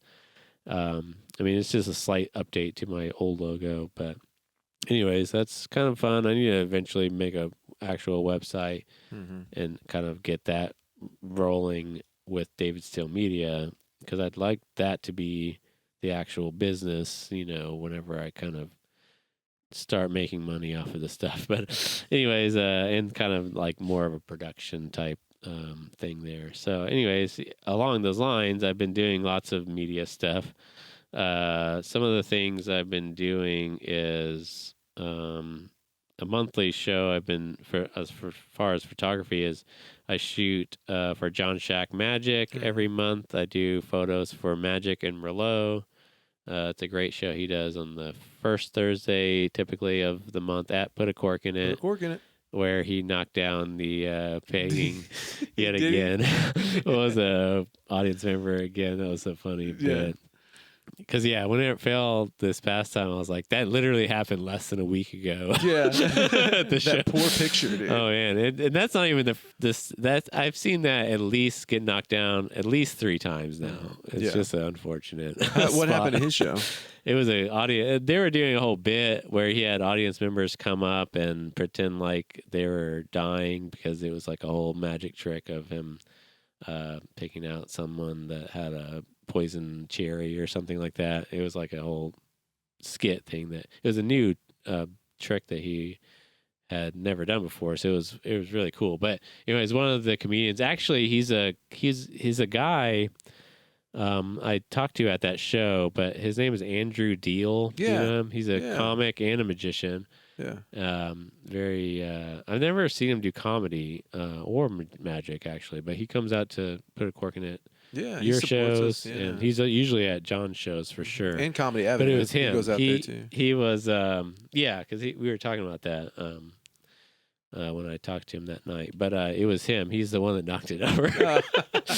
Sorry to put you on blast, dude. Him and Boris. But Boris was the guy who knocked it over. But it was because he was faking his death. It was like John was like, "Give me your best death, fake death," and he literally fell into one of the other magicians that was at the table there, and then they knocked it over. Anyways, funny thing there, but it's a great show. Like John Shack puts on a really good show because he's also kind of a comedian as well. I mean, that's part of his act is the storytelling, and he's got bits built in, so it's fantastic. Love getting to work with John. Shout out. That's the first Thursday of every month? Yeah, typically. This coming month is interesting. It's actually the second Thursday, but the first Thursday is like this October 2nd for whatever reason. I don't know. It works out because I can never go to the Factory Obscura open mic anymore because it's always on the same night. But I'm going to be able to go this year because they're on different Thursdays. Okay. Or this month. So I'm really looking forward to that. Nice. Anyways, just wanted to bring that up. I love shooting at Put a Cork in It. It's a great room. Great. The lights you put in there with the blue and red are Campbell Sun Electric. Yeah, they work very well for the photos and get some really nice shots. So, and of course, I'm still always there several times a month for your shows, doing photos for Nick Campbell Comedy. So that's always good. I've been keeping very busy with photography generally between you, John Shack, who else? Mycelium Gallery. I try to go out and do photos for them as much as possible, especially when they have music. and the Martin Duprass. Yeah. Try to do I've done all their Moist Battle shows. I meant to go. They had a show at 39th Street Records this past Saturday night, and had every intention of going, and then like it was literally like 15 minutes before the show, and I was like, I can't do it. I was so exhausted. It was like it started at 9 p.m., so it was late. I was like, I just cannot. So, but yeah, I try to make it to as many shows as I can and do photos for them. So that's been fun. I did shoot a wedding recently, about a week ago. It was kind of the biggest actual wedding that I've done, because I did Leo Mendes' wedding a while back. That was pretty low key as far as backyard type setup, but that was good first experience doing a wedding. And then I did more of a very, very small wedding at the Lake Hefner Lighthouse. It was like literally maybe half an hour of work. I mean, they were just in and out as far as the ceremony. It was basically just a ceremony and then group photos. So you take a picture of the ceremony, and then you take group pictures in front of it? That's the interesting thing, because doing that one in particular, and Leo's, I mean, I've done them all pretty much the same now. And I'm starting to learn now kind of what goes into them and what's needed, I think. So I'm getting better with that. But when I did that ceremony at the lake, it was because I'm like always get very nervous about the group photos and the portrait style, because you have to like wrangle a bunch of people that you don't know. You know, it's like you don't know who's supposed to be with who. You know what I mean? Like who is the family? Groupings and things like smaller. Husband and wife and children within the bigger, larger family and whatever. So there's like a lot of stuff I'm learning there, is to try to do some research ahead of time and try to learn, or when I'm meeting the person, try to take mental notes about like, okay, these people are married, they're having this kid here, just to help organize that stuff a little bit. But anyways, so that's always the most daunting part about it, is just like, okay, how do I do that part, and do a good job and keep it efficient, but I'm getting better at that. The easiest part is the actual ceremony, because that's what I'm very used to, is when they're just doing a performance, essentially. And I'm just moving around, getting the angles and shots that I want. And so it's like, okay. How's the lighting different though? I mean, you're outside versus. Yeah, that's kind of easy. The one at the lake was pretty easy. I mean, luckily it was a very beautiful day, like no clouds, or it was partly cloudy, which is probably what you want, because you don't want direct sunlight can be very harsh. But that is a challenge, but it's like you just kind of work with it. I mean, you just do what you can and try to position when you can position some people, like for portraits, you want to make sure they're in the right light and not too blown out or too much in the shadow or whatever. Which that's something I had a lot more practice on this more recent one, which that was, like I said, more of an actual wedding that it wasn't huge, which I'm thankful for. But it was still pretty good size, and I was there for a while. I mean, I got there at 3:30 and wrapped about 7:30, so it was a pretty longer than I've done for weddings. Did they invite you to the reception to take pictures? So like what we did was like 3:30, and this is kind of how it goes. It's what I'm learning too. I mean, there's kind of, every wedding's going to be a little bit different, but what they want, most people want when they're getting married, is like there's always like the getting ready part. So we kind of spent a lot of time doing that when I was like in the dressing room with the women. There's always two, like the girls and the men dressing room, which a lot of what I've learned too is like a lot of wedding people that shoot weddings oftentimes they're like a husband and wife or something, and that works out because the wife will go in with the girls and then the husband will go into the boys' dressing room, and then so it's like kind of. But I always did both. Obviously, I had to, but so that was a lot of fun. But yeah, it was interesting, and that's kind of easy too, because it's like, well, the bride is like getting her hair and makeup done, and I'm just like shooting like candid photos, and then occasionally it's like, okay, you guys look at the camera and pose and do that. And But this past one was like such a great experience. Cause like I was like I wanted to call it off or just like cancel it like a week ahead of time. And I was just like, man, I just don't want to do this. It's like, I don't really know. It's like, I don't think I want to do weddings in general because it's just like a lot of work and it's just like more work than I really care. I know you can make a lot of money, but it's also the work involved. Well, it's very permanent work. Yeah. And it's very scary as far as like, you do not want to mess this up. Somebody's special day. So you only got one day to do this. So yeah, it's kind of nerve wracking there. But no, this family was so cool. They were just so chill and just like so easy to work with. And just, yeah, it was such a good experience.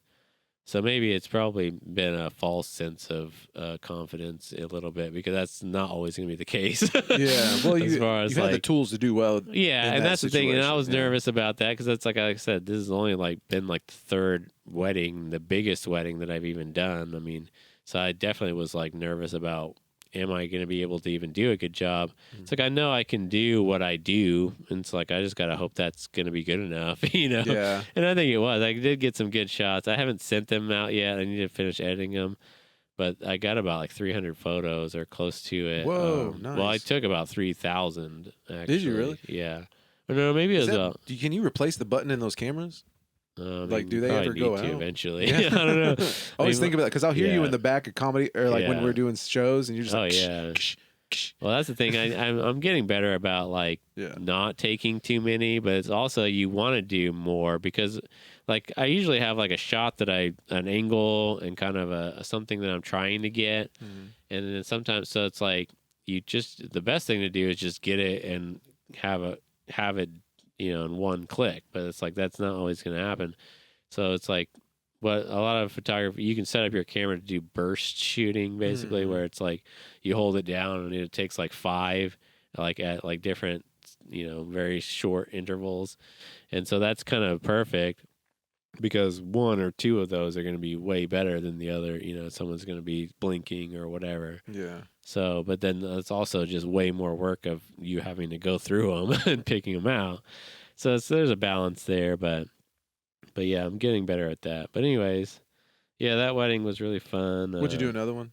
Oh yeah, like I said, after that, because I have another one booked for November that's I think going to be even bigger. Which I was like definitely thinking I was going to cancel that one, but it's like, no, I got to do it. It's like I got to at least see where my limits are almost like, because I feel like, I definitely learned a lot from this one because it's like, man, not only the portrait stuff, that's getting easier the more I do it. I mean, I literally worked in a portrait studio for not very long, but I learned a lot in that 2 or 3 months I was there last summer. And that's helped as far as like knowing how to pose people and do that stuff. And that's just going to get easier the more I do it. And it already is. So I'm not nervous about that. But the thing is, I feel like the thing I failed the most on this past wedding was the actual, like there was a lot of shots that I didn't get because I just wasn't shooting enough or didn't have the right focus or whatever. And it's like, man, I kind of lost a lot of good shots that I could have had of the ceremony, or like times whenever it's like, okay, there is no posing, things are just happening and you have to capture it, And so it's like, I think I need to kind of adjust some shutter speeds or something and making sure I get, the right shots whenever it is like the actual, like it was like the bride and groom were like coming down the banister thing. It's like, man, I messed up a lot of those shots, and it's like didn't really get anything. I got some good stuff there, but like not what I should have. I just gotta keep chugging away there. Well, it's like every time you do it, you get to learn the thing that you got to fix. Kind of like I was saying, every time I go up and ask that question, I learn 3 new things I got to write a joke about. Yeah, so that's kind of the photography stuff I've been doing. I mean, still getting more and more work there and getting better there. So I'm excited to. That's just photography. Yeah. Well, the other thing is I wanted to bring up was I've been doing sound for film. It's a web series called Tangled Webs. Tangled Webs. I interviewed 2 of the stars, Rory Littleton and Sydney Smith, on the channel, so you can check that out and hear about that show. the first season is out on their YouTube channel. I didn't have anything to do with that, but I've been doing sound, production sound for the second season, and they're about halfway done already. I mean, they're doing about 6 episodes, and those are maybe 15 to 20 minute each. Mm-hmm. So we've done 3 episodes already. Nice, dude. And so they've got 3 more, and we just did one this past weekend. We've got another one coming up this weekend. So that's been a lot of fun, and working with that crew has just been such a cool thing for me to try to soak up as much information as I can by watching these other people and seeing how it's done and seeing what, because it's like eventually my aspirations, it's like I want to start doing that stuff myself too. And it's like, and we've talked about it, definitely not ready to announce anything yet, but I mean, eventually I think we're going to try to make a film maybe next year. Yeah. Fingers crossed, dude. We're going to start trying to plan that stuff out and write a script and figure that stuff out. And I've talked to, some people about it, just throwing the ideas out because, but yeah, trying to see who's interested in helping and being a part of it. Yeah. So that's kind of all. Oh, and then the last thing I wanted to bring up as far as my media stuff was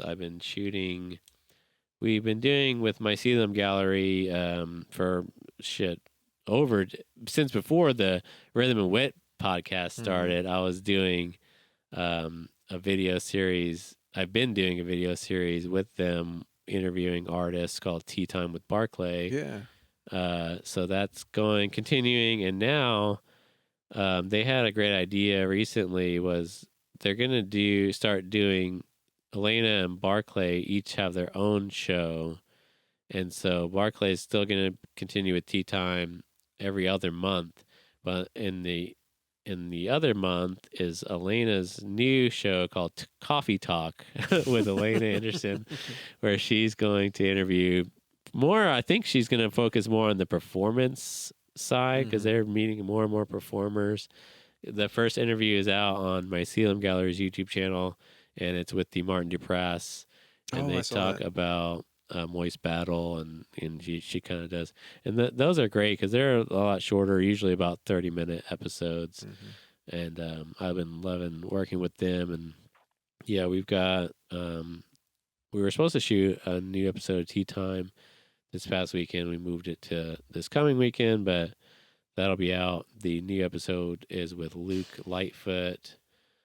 He's a projection artist. He's been working with the gallery more and more, doing some different events where it's like he does like these cool, weird, abstract videos kind of, and they project it onto a screen, and then they'll have like a performer, like a musician or somebody playing, it's usually they did it. Yeah. So he's been collaborating with different people because the first one he did was with Armand Ex Machina. Oh, nice. For one of his shows. So anyways. What was that one? What was that one? I mean, I don't know. It was probably like last year sometime. Yeah. So it's been a little while because but yeah, Luke is really cool, very interesting artist. So can't wait to shoot that. And then Elena's already got her next episode planned with a couple musicians that they had recently. So that's gonna be really cool. I love how they're getting into the times, man. Yeah, no. How many galleries do you see do that? Oh, yeah, not a lot. I mean, that's the thing is like, and that's the thing I've talked about before is like they're the ones that inspired me to really do this show because I started shooting their videos and was like kind of practicing and be like, okay, how do you set up for an interview? How do you do this and that? And then it's like, okay, well, I can do that shit at my house. Invite whoever I want over to interview. So yeah, it was a little bit of a entryway for me to do this show as far as the production side goes. And yeah, lastly, of course, I have my not really new, it's a year-old podcast, Creative Inclinations. We're up to episode like 11, I think, already. So that's been going well. I've been getting more on a cadence of at least once a month, sometimes twice a month. And we've been talking about the scheduling and trying to figure that out as far as the releases go for Rhythm and Wit channel. But we've had some great episodes. Brett Fieldcamp was on. He's a journalist and a musician and just really cool guy. Definitely check out Brett's episode. It got pretty good views. My last episode was with a poet and author, Kim Bastian. That did pretty well. It was cool working with her, and she's an amazing author. I can't, like, blown away by. I've read like almost all of her books already. Nice. I mean, she's got 2 poetry books and an actual like story. Like, it's a memoir, so it's a real life thing that happened. But it's like amazing writing, and she's also a photographer, videographer. Hopefully going to be able to work with her on some stuff eventually. What's your approach versus doing this versus doing creative inclinations? Like, what do you mean? Like say, I mean, it's we do this. Like I said, it's pretty similar as far as with that show. What I tell people too is like it's a conversation based podcast or interview podcast. So it's not like I'm just asking questions and getting answers kind of thing. I mean, I am, but I also conversate and have my own thoughts on things and kind of try to get into a conversation. Like my latest episode that's going to be released, I think it's going to be out already by the time this episode's out. So check it out on the channel. It's with visual artist Todd E. Clark. Pretty well known and very well known as far as in the art world. He's a graphic designer and he's done lots of logos for things that you've probably seen that you know was like, because even I was looking at his kind of website and portfolio stuff on there and was just like, he did like the original like Lyric Theater logo. Whoa. He did like the Bricktown logo, like the big like arching Bricktown logo for the entire Bricktown, Oklahoma. Yeah. It's like just a lot of stuff that's like very well known and very well viewed. I mean, people see it all over the place. But he does like these cat art. You remember, like we met him at the Paseo Fest. But he's had stuff in the Curbside Chronicle, like illustrations and stuff. He's worked with them, but he recently had like one of his cat designs or paintings was on like a bus stop, like at the bus stops in Oklahoma City for like really? It was promoting the Edmond Arts Festival, but it's like that's it's like all over the city. Yeah. You know what I mean? So it's an amazing artist. But I kind of got in with his episode. I kind of got into like some of the differences between like graphic design and visual art, like for art, and kind of the differences there, because that's something I've thought about for decades at this point, doing graphic design and like what it is versus regular art and things like that. And so we kind of get into that. We talk a little bit about like AI and kind of the dangers there and stuff like that. So it's like I'll bring up stuff that I know will be a good conversation to kind of get in discussion wise.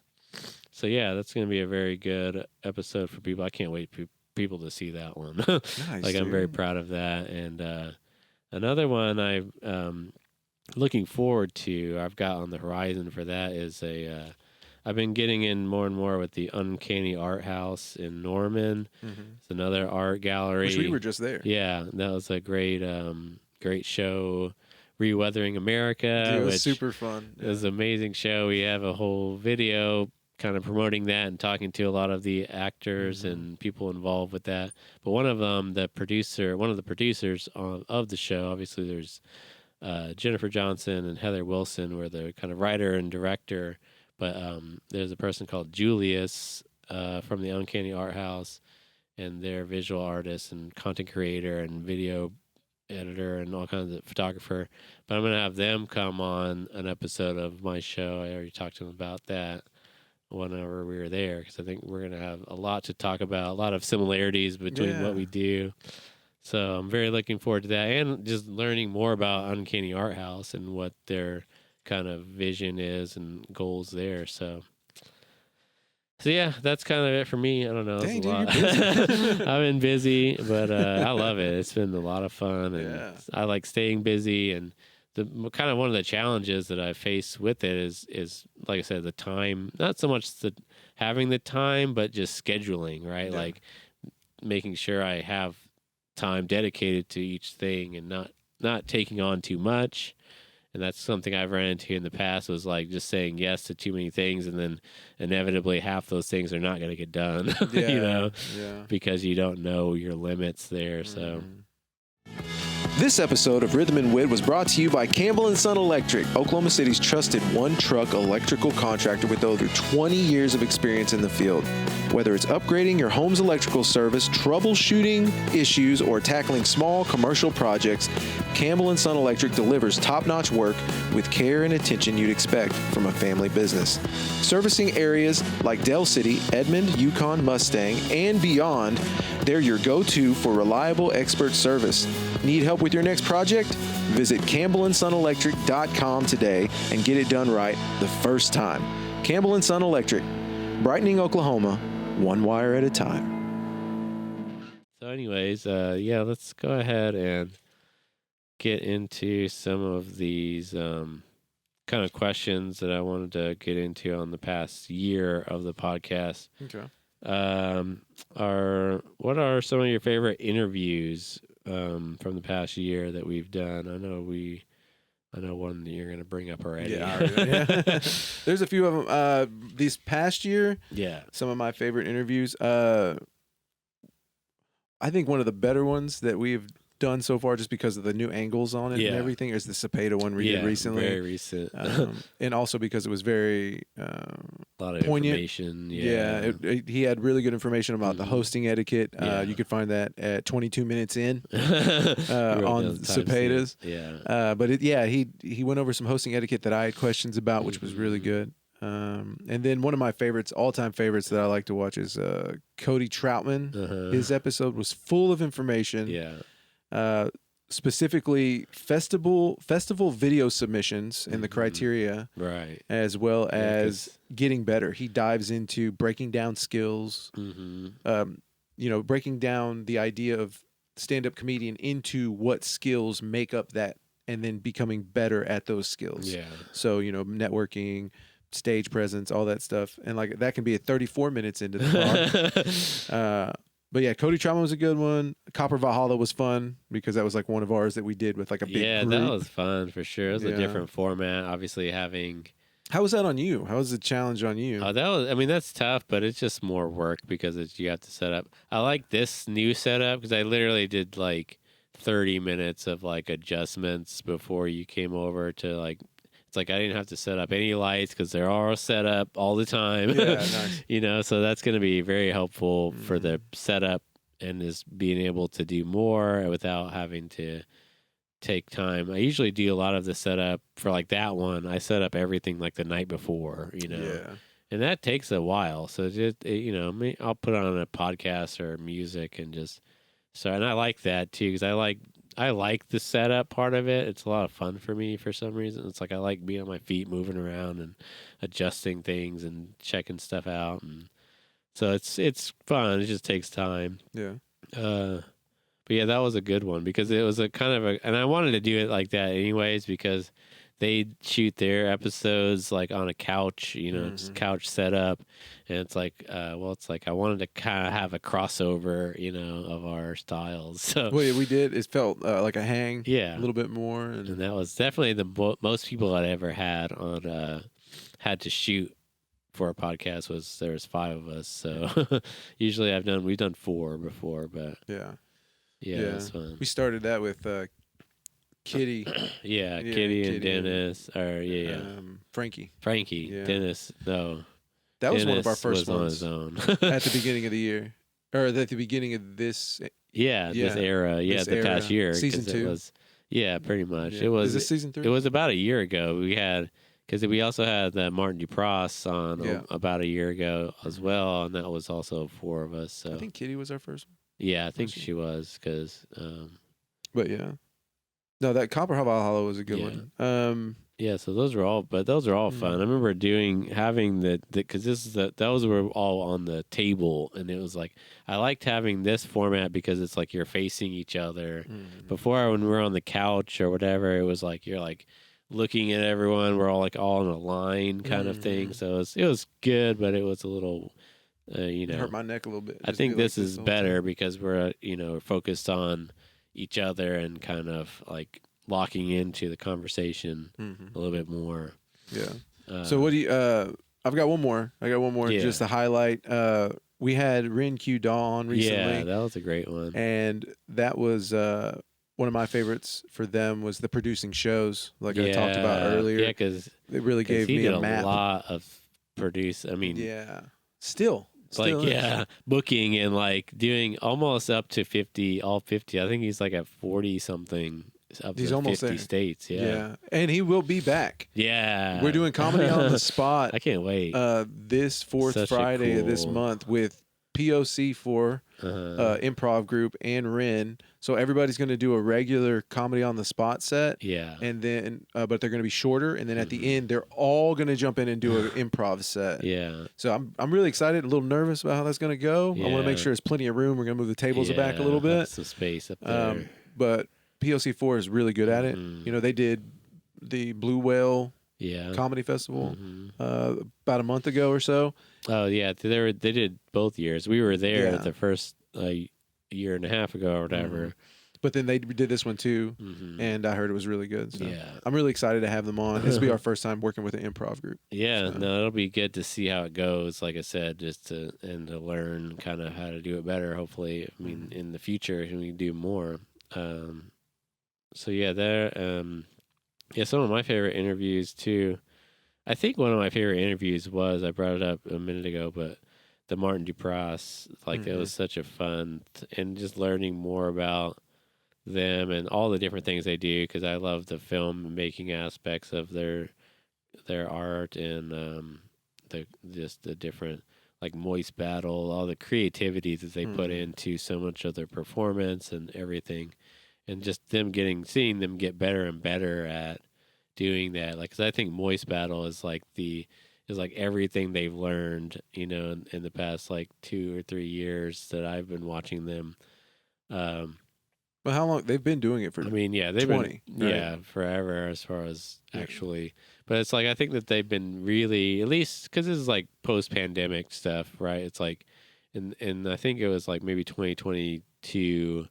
They really started doing regular shows and kind of finding their format and seeing what works best for them. And I think Moist Battle is just like the culmination of everything and like finding the best solution, or, you know, possible thing that they could do. And it's gotten the response. So it shows like they've pretty much filled up that room for all three of them already. So it's a quality show. It's new, it's fresh. That's what I like about Comedic Confessions from Cody too. It's not just a showcase. It's a new style of show. And Reweathering America. That was such a fun one.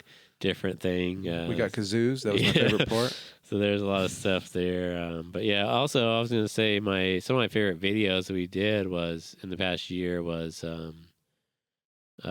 doing like more of not so much of the podcast stuff, but like interviews on like with Tangled Webs with Rory and Sydney, and like that was just a fun thing to get out of the house and go somewhere else to shoot, you know. Or we did like Twisters with Michael and Aaron. So that like was fun. Doing those are a lot of fun. I mean, they're a little bit more work. So like in there, but they're also shorter, so it might be like a half-hour little video. But those have been really fun for me, and hopefully we're definitely going to continue. I really like on-location stuff. Yeah, on-location stuff is fun. Yeah, and getting to show off a new venue, like we did, showed off Twisters a little bit. So yeah, those have been kind of my favorite things. I meant to say this one, but one of my favorite ones that you did was the one with Rachel Waters. Yeah, just because it was good because one, you know, knowing the business side of photography, right. But also like an art. Yeah, you know, it's hard to. The thing about art is I mean, it's not necessary. I mean, it's nice to have, right? But I mean, it's not like as far as paying for things to eat and live, you know, it's not like a necessity to live. And you could argue it is. I think it actually is. I agree. Yeah, but as far as having the money to buy survival, for something, So looking at my business from a perspective of you have to have this, like my electrical business. It's like more of a kind of almost like a commodity or something. You have to market different. Yeah. You have to present yourself different. Like with me, I just have to show up and be able to fix the thing as an electrician. But, you have to prove your worth as a... It's not so much like something you can just show, or in some ways you have to... Well, her pictures are very... very artistic and like very. And so you can't get what she's providing. There's like something about like, because I think about this with photography a lot. I mean, as an artist and a photographer, it's like that's really the only art that I create currently. I mean, I look at some of these videos as it's a kind of a form of art, but it's more technical. It's like you want to make sure you have the lighting is good and clear and just, and it sounds good. And it's kind of like, there's not so much like, I'm not getting weird angles or anything when we're shooting podcasts. It's just like, okay, this is what it is, right? But like when it does come to photography, you do have a lot of freedom to move and position and create.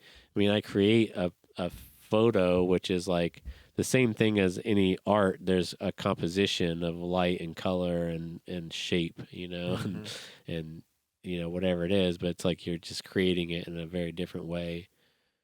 So yeah, I do think that there's a lot of art within photography itself and the choices that you make whenever well, you can see where her uniqueness is in her art, and then listening to you guys have that conversation from both perspectives too, because you were kind of asking for your own. I was like, you were like, hey. I was like over here, like, what? So what about this? Yeah.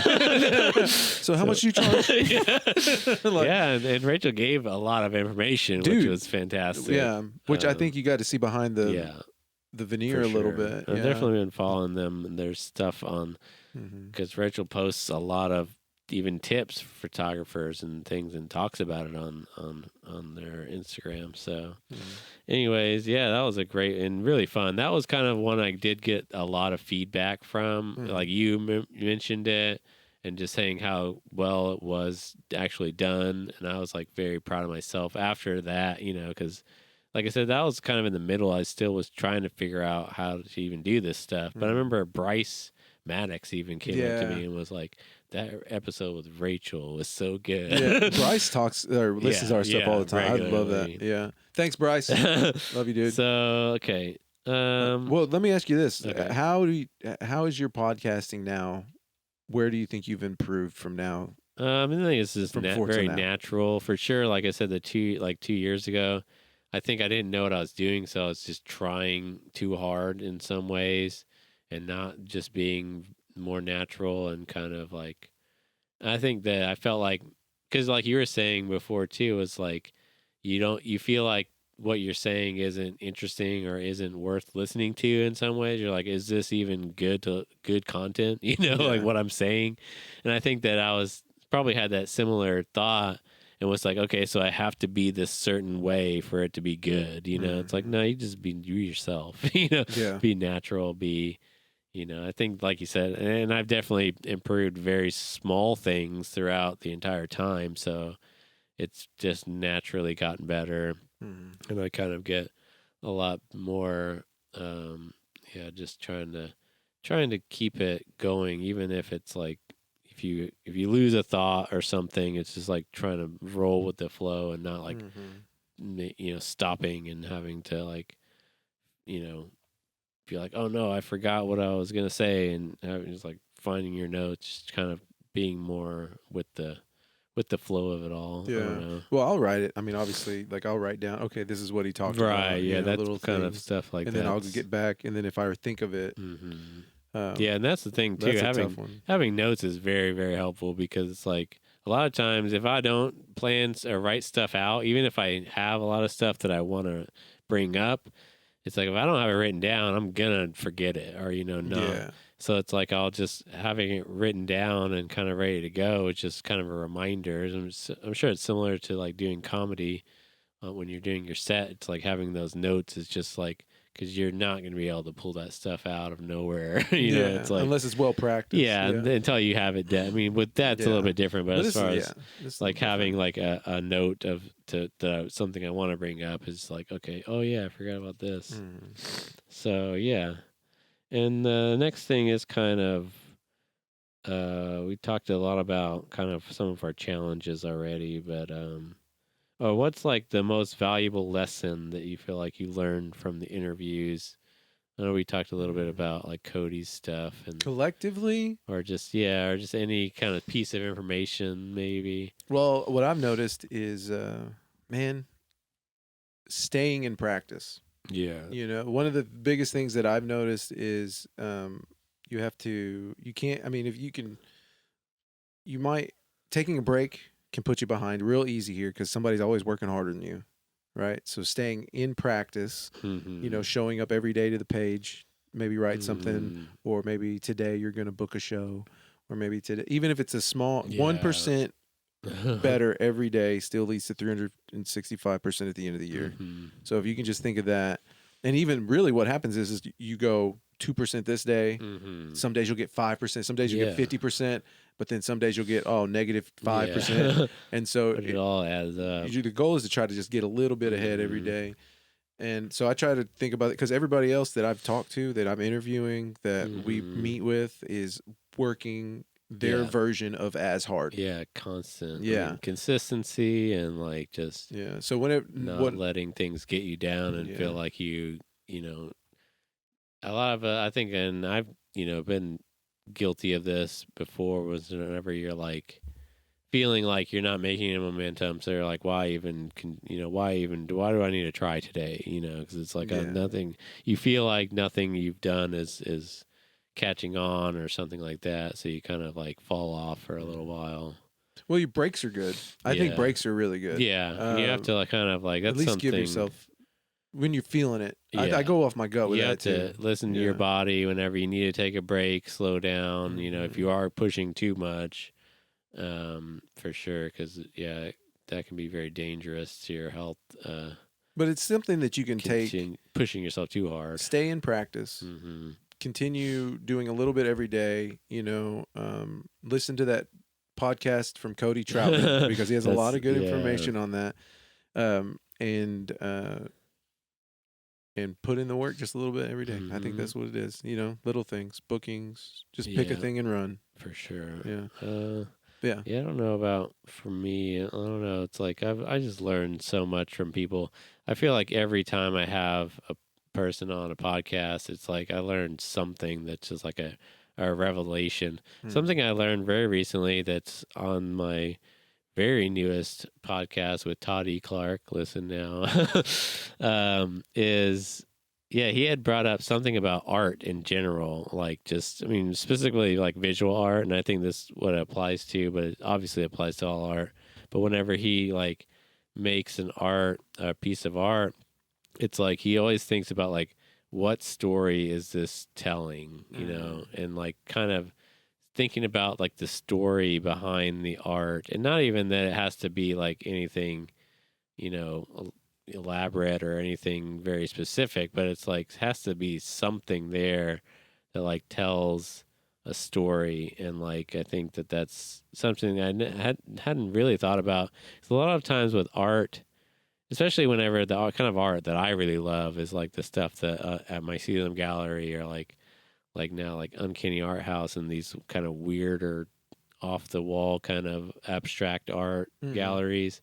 It's like, well, this is just a bunch of lines and colors, and it doesn't, there's literally not even anything recognizable in this piece of art, but I still like it. It's like there's something there that appeals to me for sure, but it's like, what kind of story can that tell, But I think that there is something, even with something like that, it's like there's an emotion there or something that like kind of tells like, what does this evoke as far as like a feeling or something.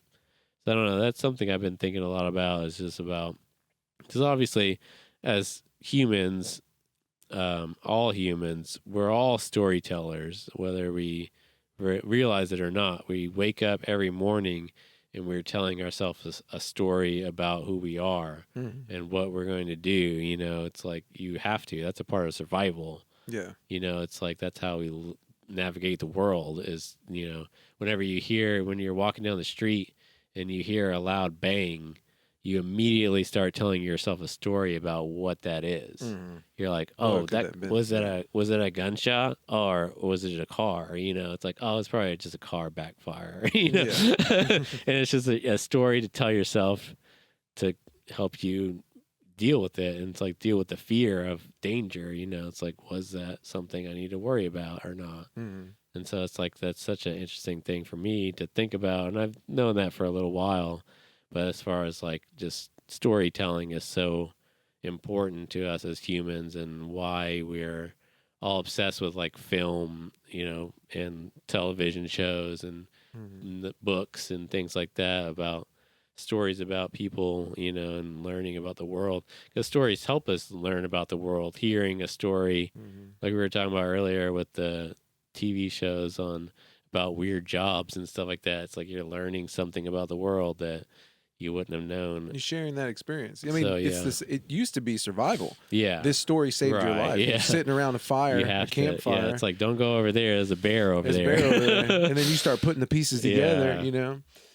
It's just like, it's a big bear, it's a black bear, you know. So it's definitely something. But yeah, with art, it's like there's always a story behind everything, I think, and that's something that I've learned and trying to focus a little bit more on, especially, like I said, visual art and kind of things that don't necessarily, you don't think of having a story.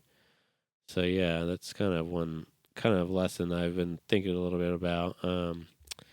So let's kind of we can wrap this up here shortly. Yeah, only about 2 hours. Not too bad. Let's do advice for a new podcaster. Advice for We talked a little bit about that in the beginning of the episode as far as how we got started.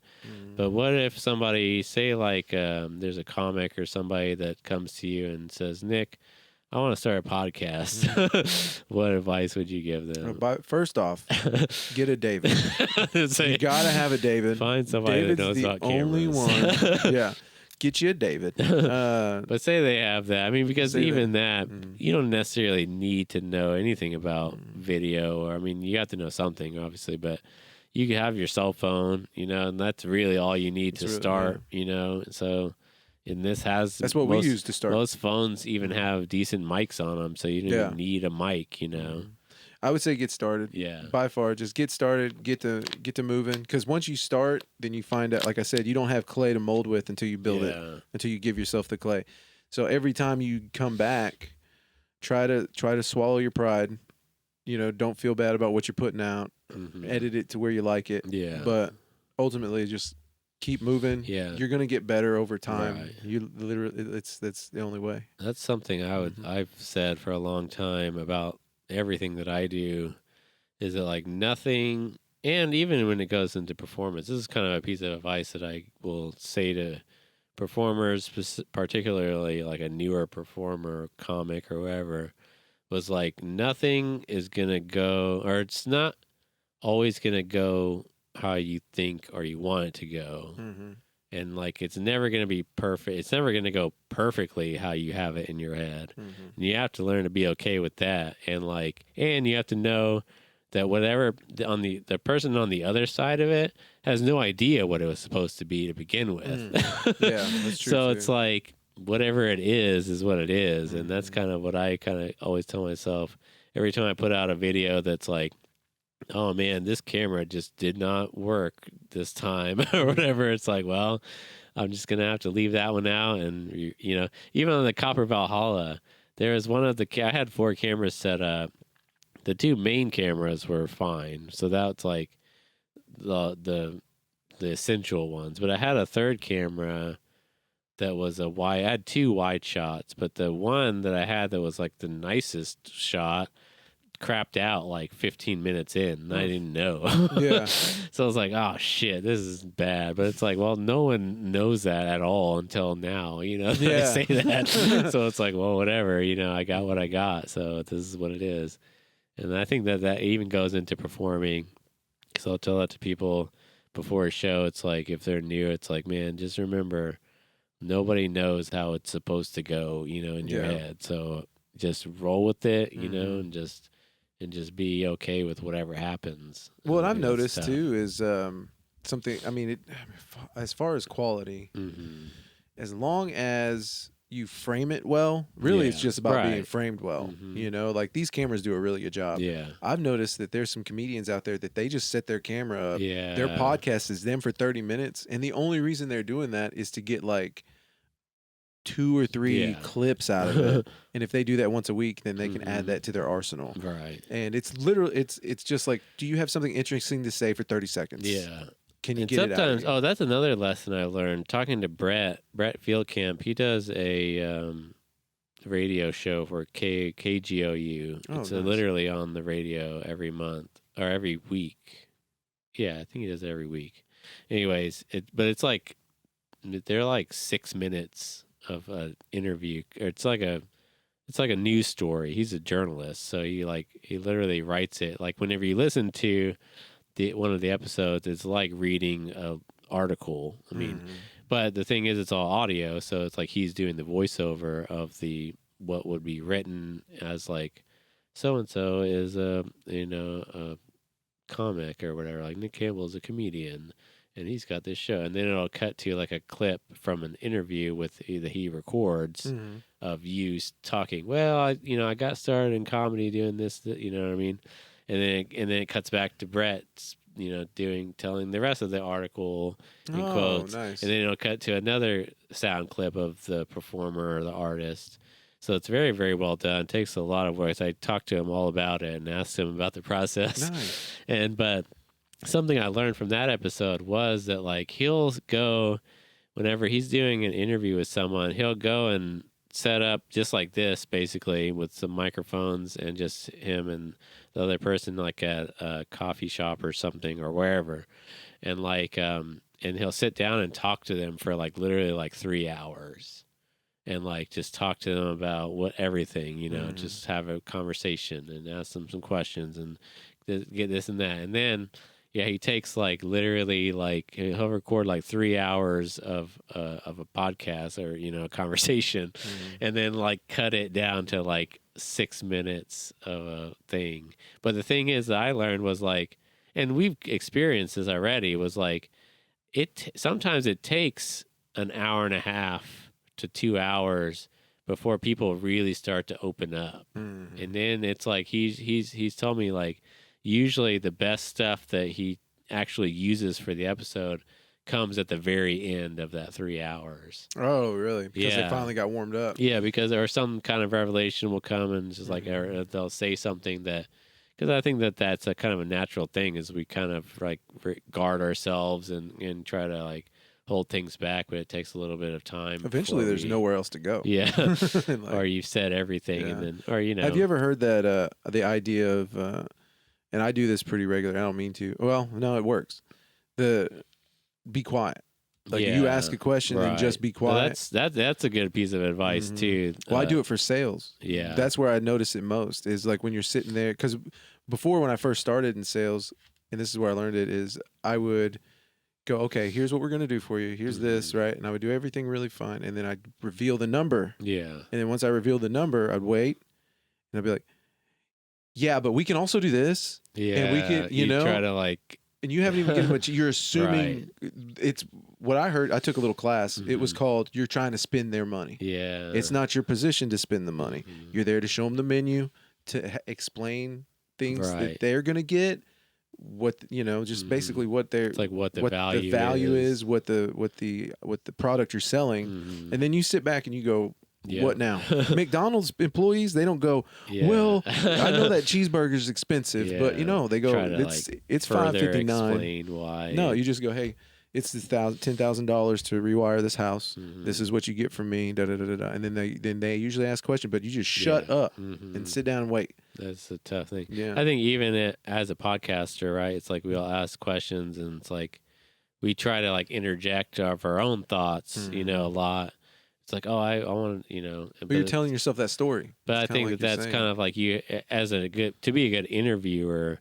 I think you have to ask a question and then just hold your tongue, and just let them continue and let them get their thoughts out until because there's always going to be a place where you can start talking again. Like people are going to like, whenever you feel like, okay, they finished their thought, now it's my turn, But I think that a lot of people, as podcasting, you need to like learn how to just let them continue and just, active listen. Yeah. Yeah. Well, that's something I learned too on stage is pausing. Yeah. Just taking that time to just because it's quiet doesn't mean it's wrong. Something that's powerful in that silence sometimes. I love that. And using it, especially as a performer, you can kind of. Well, once I got comfortable, it was really mostly in sales. That's where I got comfortable with it because I mean, before in comedy helped me get comfortable with that too because you are in a high stakes conversation when you're selling electrical because usually it's an emergency,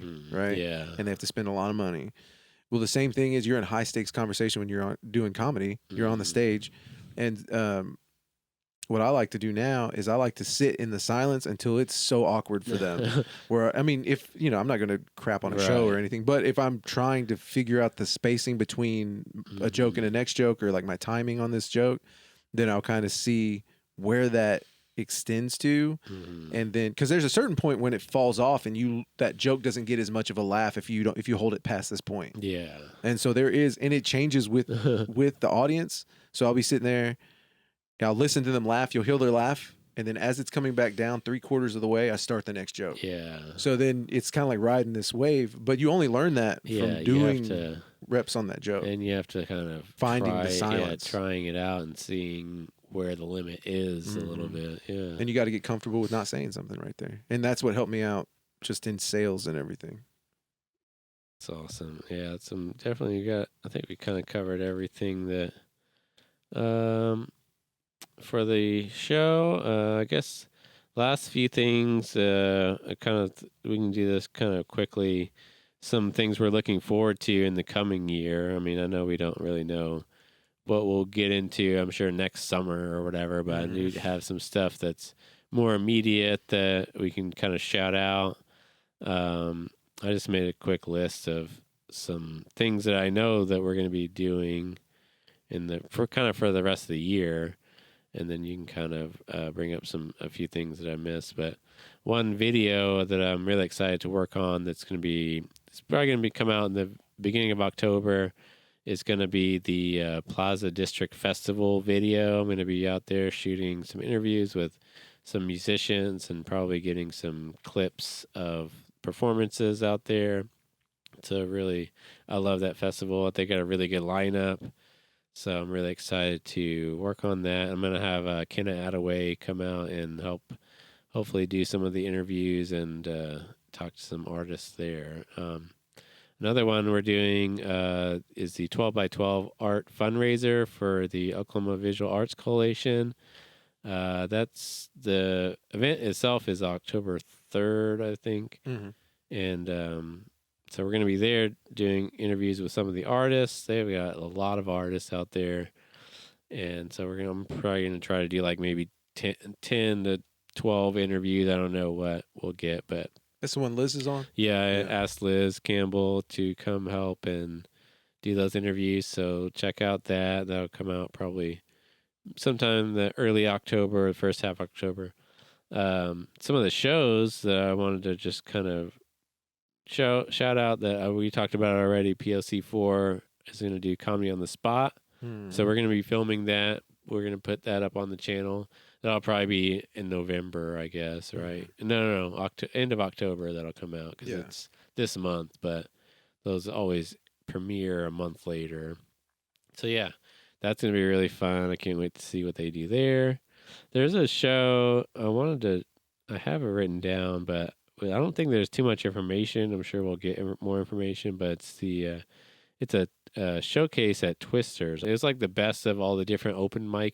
Oh yeah, the competition. Okay, yeah, it's a competition. Yeah, I just know kind of what it is. I didn't know. I don't think they put any real information out. Well, I think they're still picking people. Okay, yeah. So what they do is from all the mics around Oklahoma City, they're picking. Because you've chosen one from the off the cuff already. Yeah, right? Brandon Whitaker. Yeah, okay. Yeah, Brandon Whitaker. I knew it was him. And he'll be on the October 25th Comedy on the Spot. Oh, nice. So he won that too whenever he won the... I see, yeah. So that's kind of the same deal. Yeah, he was really good. Very funny comic. So anyways, that one, but that's exciting show. So we'll hear more about that soon.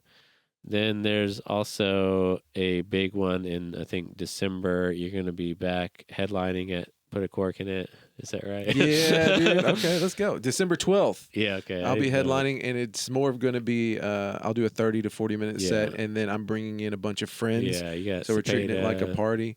Yeah, we're going to have Cepeda. I'm going to, Will Davis, I'll probably get him to host. Liz will do a set, and then I'm bringing probably Matt Farrell. Okay. Is going to be there, and then I've got one more slot or two more slots. I'm going to give like 10-minute slots to everybody. So basically, it's like my favorite people to work with are the best people that I like. Best people I've ever met. Your friends and stuff. For sure. Closest friends. Closest friends. Well, it's just like kind of an assortment. But it's like the last year when you did it. I'm pretty sure you sold out for that show, right, in December, and like it was just a bunch of family and old friends that come out to see us that we grew up with and stuff like that. Yeah, so it's more of like a really great hang. Yeah, it's a super fun time. But it's a fun like end of the year type of thing. Yeah. So that's really I'm always looking forward to that. Me and Liz try to call it like our Christmas party. Yeah, because we don't have one for our company, so we just spend all our money. Company Christmas party for Nick Campbell. I bought a bunch of wine. Yeah, like every table had a bottle of wine and then charcuterie boards. So I definitely wanted to bring that up. And then the last kind of thing that'll probably be maybe in January, beginning of January, is going to be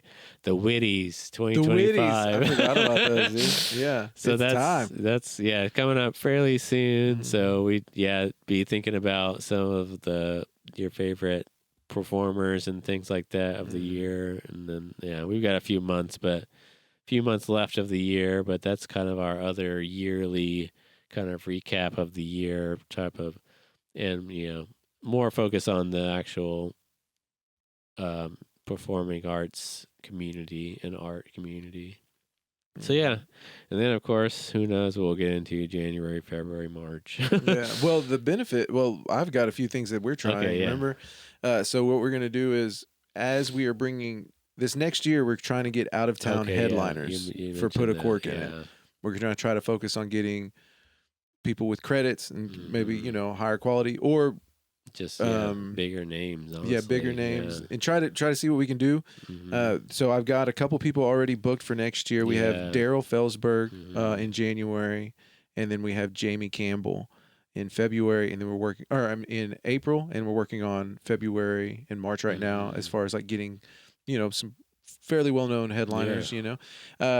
What we're also going to do is when they come through, we're going to try to interview them for Rhythm and Wit, tying it into the podcast, and that'll help hopefully grow the channel too, because if people know that person, we can get more people outside of Oklahoma to check it out. Hopefully, absolutely, and we can promote the shows. Yeah. So the idea is like we're trying to marry those two things together. Yeah. I think that'll help us all with the views and everything. And then, our second interview that month, we're going to try to do a little bit, like you said, we kind of got a few ideas to add to a couple. That's something. People. I was thinking. I was going to bring up too. Is like something I've been thinking a lot about. Is like now that we have 4 chairs in here, we can do, and the formatting too is going to be all 4 faces instead of just like the weird angles we had, because that was always weird when we had more than 2 people on a podcast with the angled cameras.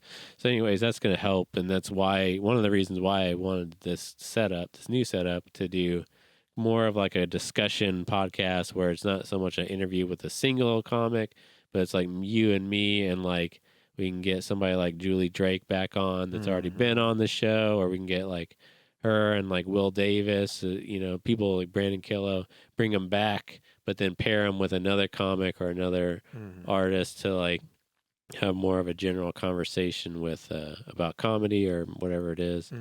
And then similarly with art, I want to get I've got someone that I've done a podcast with, Sharon from the Artist Spotlight is her Instagram. She's kind of a visual arts influencer type person and does some great videos on there. So follow her account if you're into visual art. And she's new here, so she's learning, kind of discovering Oklahoma's art community. Oh, okay, nice. So it's kind of a fun thing to see. Yeah. Like, you might learn something. Like she went to like she'll just go to whatever's interesting that she sees and goes and shoots and does little kind of real Instagram videos. but she went to like the Oklahoma Cowboy Hall of Fame, you know, just to check it because she out. was interested in that. And I was like, well, shit, I've been there a lot, you know, over my life. Never really think about that as something that people might not know about or want to see more of. So it's kind of interesting to see her discover our art community. But anyways, one of my plans is to have she and I on a podcast with like one or two other visual artists and have kind of a discussion about whatever it is. So maybe these become, you know, people that can come revisit. We can have discussions versus interviews. Yeah, more like so. That. Yeah, a little bit different, like I said, and it kind of opens up the door to bring some of the people we've already had on and bring them back to do a different style of or maybe for podcast. My Christmas show, the headlining show, we can bring Will. And Liz or somebody else. Yeah, kind of open. That's a good idea, man. Just to have kind of more, just opportunities for us to bring back on people. And because I'd like to get Matt back on here, Matt Farrell. Just because like we have Matt and Andrew, that'd be insane. That'd be sick. Well, I think he's stepping it up. He's moving up. I feel like his tours have been more consistent. He's been out there on the road. Yeah. You know, kicking butt. So. But it's very interesting. So, and then lastly, along those same lines is like, I'm going to start hosting more like bands. And because like not just like one musician, but have like 2 or 3 of the band members come on and sit with me and have a discussion about their band and kind of an interview about that, because that's always been a difficult thing and something I've wanted to do more and more, but it's hard to have like 4 or 5 people that are in a band and me host, you know, an interview with that many people. So it's something I'm working on and trying to get some things lined up there. But yeah, look out for some more music related stuff on Creative Inclinations coming in the next year. Whoop. All right. Well, I think that's it for the show. This has been a good one. And I hope you guys enjoyed it. And thank you for everyone for watching and supporting us for 2 years.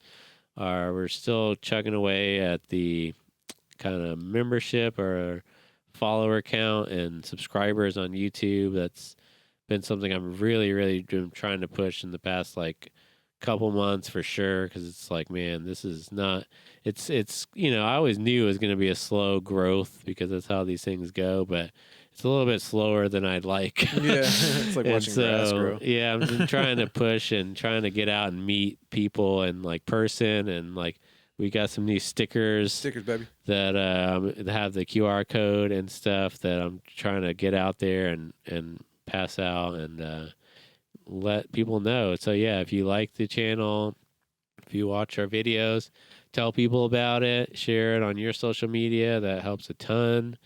Definitely. We definitely just we're going to keep doing this. So whether or not more people watch it, you know, we're still going to be here, but I'd like more people to watch it. And hopefully one day get, you know, sponsors and start. I'd love to do this and make, you know, somewhat of a living off of doing it, and, you know, do more with it even, and get more interesting people on the, you know, newer, like you were saying, out of bigger names in people, bring them in and stuff. Well, and also, you know, I'm not going to force it, but if it comes up, maybe we can grab people from the hosting weekends and interview them. I'm not going to push it. No, be respectful. But. For sure. I mean, one day I think we'll get there. So that's just a matter of time, I think. So that's always been the goal. I think for all I mean, that's kind of how any of us are going to get anywhere, is whenever we get people like, you know, a very, very well-known comic, like we get like Chris Kattan or so. I was thinking about like him, or like who else is really, really big that's been through Bricktown lately? Like, I mean, megastar level, you know. Well, Adam Conover was just over there. I went and watched him after our show on Friday. I was hella impressed. He's working on new stuff, a new hour. It was so crazy to watch him work on things like we do. And I was just like, man, this is insane. But yeah. So yeah, one day we'll get there, I think. I mean, that's the goal, and hopefully, and that's the nice thing about the slower pace, is that we're still learning and getting better and better at this, so that whenever we do get a really big name that's been on like huge podcasts before, it's like they come here and hopefully they'll be at least a little bit impressed with what we do and how we do things, and And I mean, everybody is impressed usually whenever I do have people, I mean, just local people, you know, that, and they're like, "Oh, this is a nice setup," and it's like, "Is it?" I mean, this is the house. I think it's really good. It is what it is, but I'm just saying, like, it's not like a real podcast studio or something. You know, we'll get there too. So all in due time. Anyways, yeah. All right, everyone. Thanks for watching. So much. Love to hear from you. Yeah. All right. Peace. Like, subscribe. Love you. Bye.